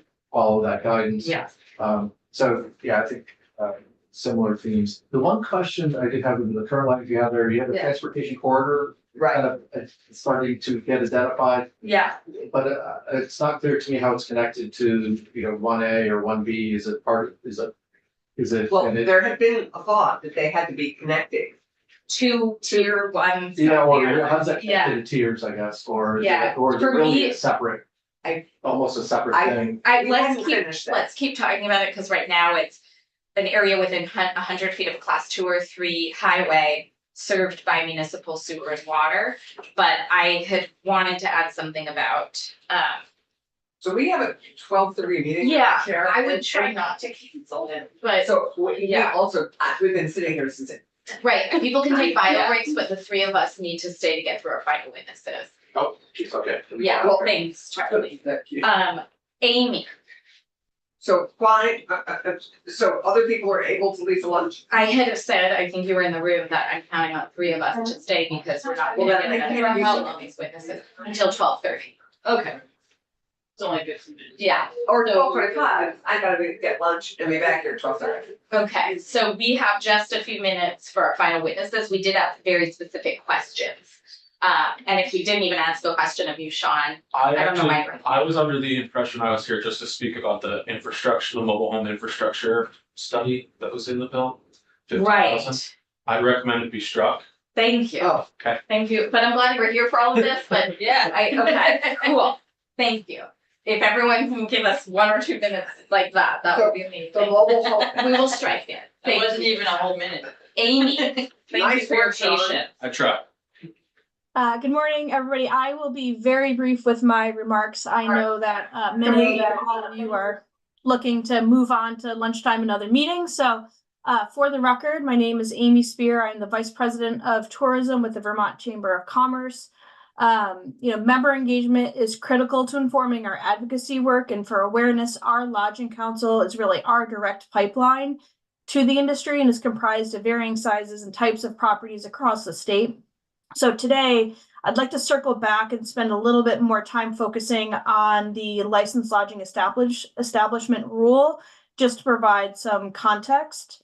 So ultimately, the choice between a short-term rental for the traveling public and a licensed lodging establishment may just simply depend on the traveler's needs and preferences.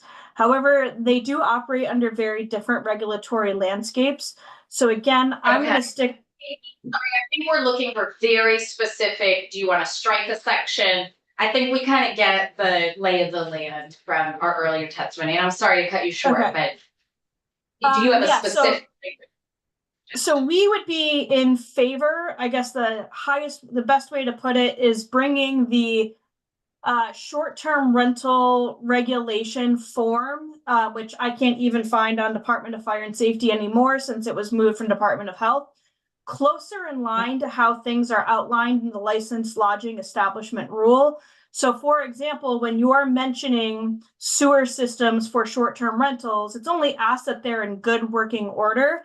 But when you are looking at the licensed lodging establishment rule, it gives very specific instructions for what it means to have a sewage system that's in very good working order.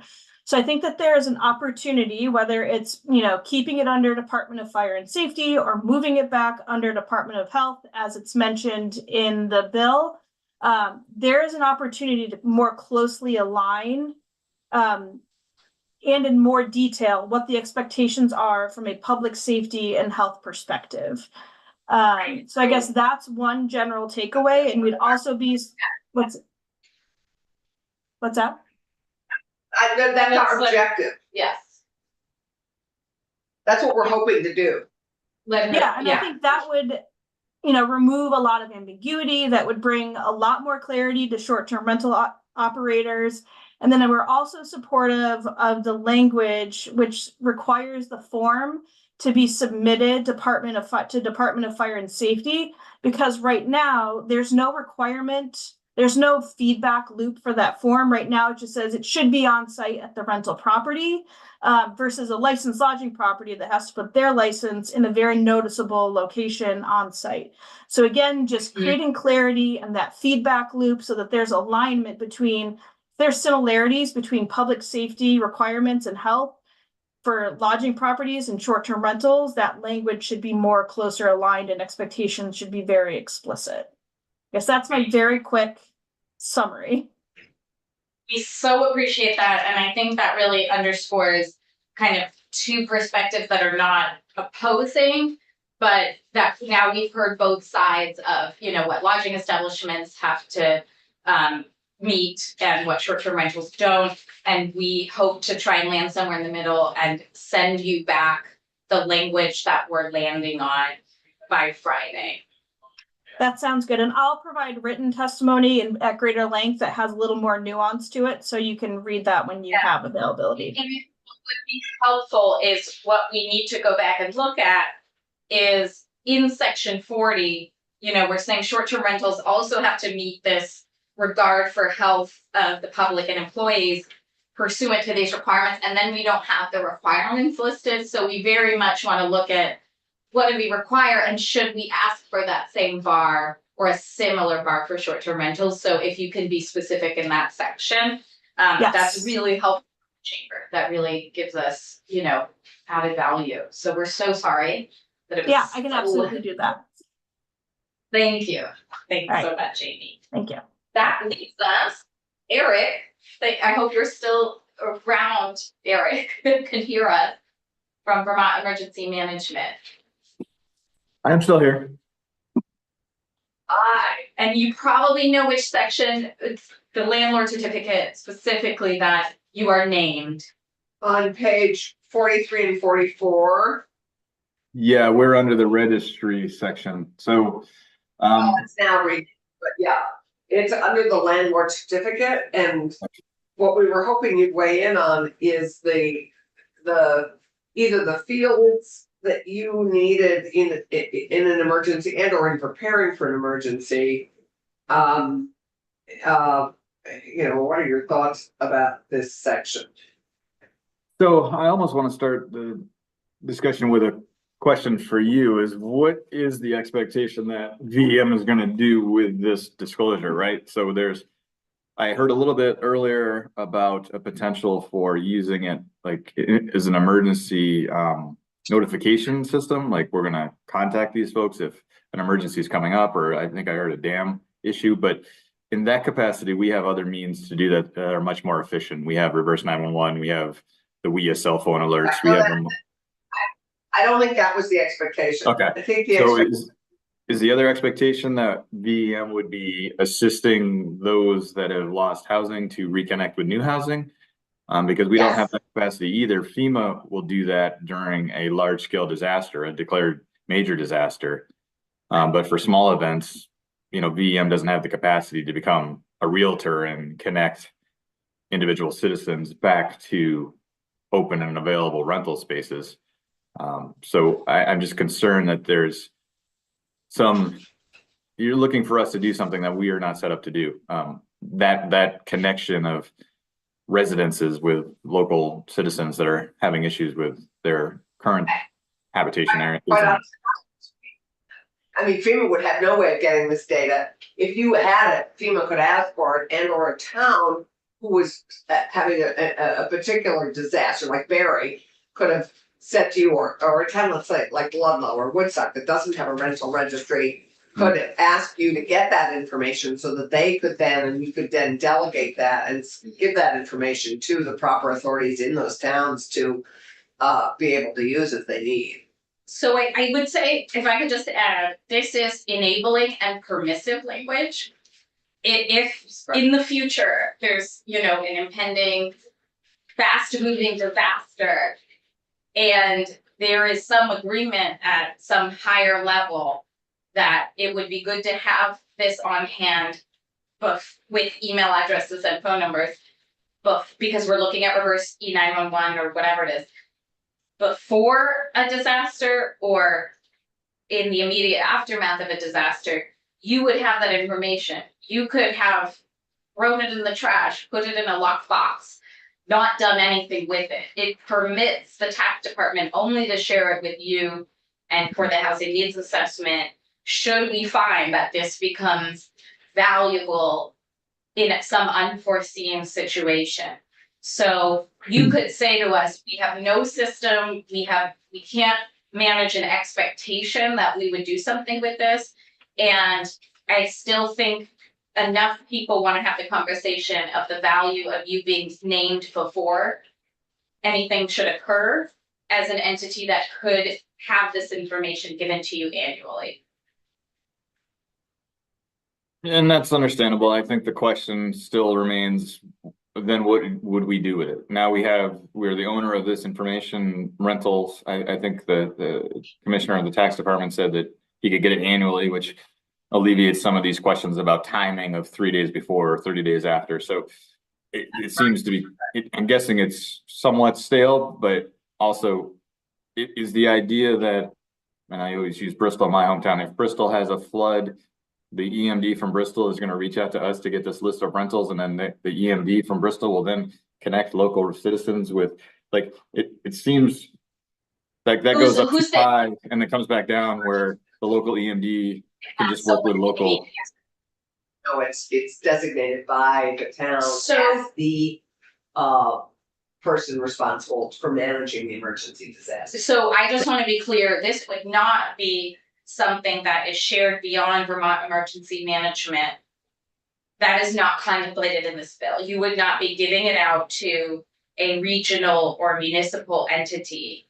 Well, you would be getting input from the region or the municipality that you sending out a very specific communication to that town, to that geography would be of great value to saving lives and property.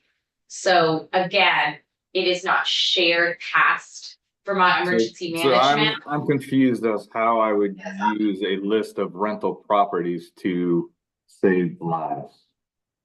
Cause if It is, go ahead. Most people. I don't know that it would give us this is where I'm very open to, this gives information to one more person that has a way to reach tenants, has a way to know what's happening with their property. If the tenant does not get that information, and if they are a conscientious actor, regardless of where they live, they might reach out to their tenants, you know, be ready to defend or bolster their property. And that is seen post these floods as a valuable tool in the toolkit. We have made very clear between the two members who are not here that there would be a bright line and this would not be given out any further. That a future Vermont Emergency Management, after you all do your assessment of these floods, perhaps might say, it is valuable for us to receive this information and we've already enabled you to do that. But us passing this would not require you to do anything automatically. It would enable you to act in the future if it seemed of value. So to go back to how it might be used, I would see that an emergency of a town could be in touch with VEM and say, we're having this incident. Would you be kind enough to please notify all the landlords in our town and let them know we're desperately looking for 4 apartments for 20 people who are unhoused and we need space, and have you then be in touch with those landlords and find out, you know, because I think that's how I see this being used and why you were such an important partner in it, because you're the trusted emergency management partner. I mean, I think it would be used sparingly. You Oh know, my it wouldn't be like, we have 4 people who need a place to live. It would be, you know, we would like, can you communicate with us about, you know, availability, the damage you received, et cetera, et cetera. Again, this would be completely discretionary on the part of Vermont Emergency Management. So if you are saying that it's the position of Vermont Emergency Management that you have a problem receiving this information and holding on to it, should it have value in the future, that is what we are looking for, versus you are okay to be named to be enabled to receive this information. And from there, we are not controlling what you do with the information. And I don't have an issue with us retaining the information, depositories of information, it's always helpful. But my concern is being named as the holder of this information without then defining what I can or cannot do with it. So we are gonna work on purpose language. Commissioner Bolio also asked for purpose language. And so we would be naming some purpose language, and we could send that to you before we vote on the bill. And we would be putting a very clear box around, these are the only entities getting this information, period. So I'd love to chat with you about that, Eric, because I think actually you could be incredibly helpful in these capacities if towns communicated with you what their needs were. I mean, they're communicating you what their needs are in a whole bunch of other areas. Yeah, and that's a possibility, but I'm looking at a bit of a Pandora's box. Like, you're thinking the town of X might need 1 or 2 apartments. We have a list we can share, but holistically now it could be 20 towns. Now I got to talk to 40 rental. Like, you have to ask the rental property owners if they want us to reach out to the towns, or we have to call them to have them call back to the town. So it's much bigger than just, if I'm not allowed to share the list generically, then it's a big list. I would limit the purpose to protecting life and property in an emergency. And that right now. So for me, those are 2 different, Yes, totally different things. So protecting life and limb then if the town of X calls me and says, can you call the renters in this town? Well, what about all the other population, right? So in that capacity, I can just use VT Alert to notify the entire town through their cell phones, which one gets it quicker and two makes it nice I and. wish yeah, so we are taking your feedback, we do have to end. I don't know that we see like damage that we would cause by naming you, but we can also talk to our other committee members about, do we wait on naming Vermont Emergency Management and just use this aggregated data for housing needs? And talk to you more about it after you all have had your full task force and discuss. And maybe actually DHD, I mean, I think we should identify what we want them, how we want them to partner with us with this kind of information. And maybe you're not the right partner, maybe it's DHCD or maybe it's some other entity. But I think what we're trying, and I'd love to have you think about how you could partner with that kind of a need, which is communicating rehousing in some ways of people, because you're right. I do wanna say Mary did not use the information to rehouse. Right, but other places have. Yeah. Hi, so we are going to end and go off live. We've heard you loud and clear, Eric, thank you for your work. And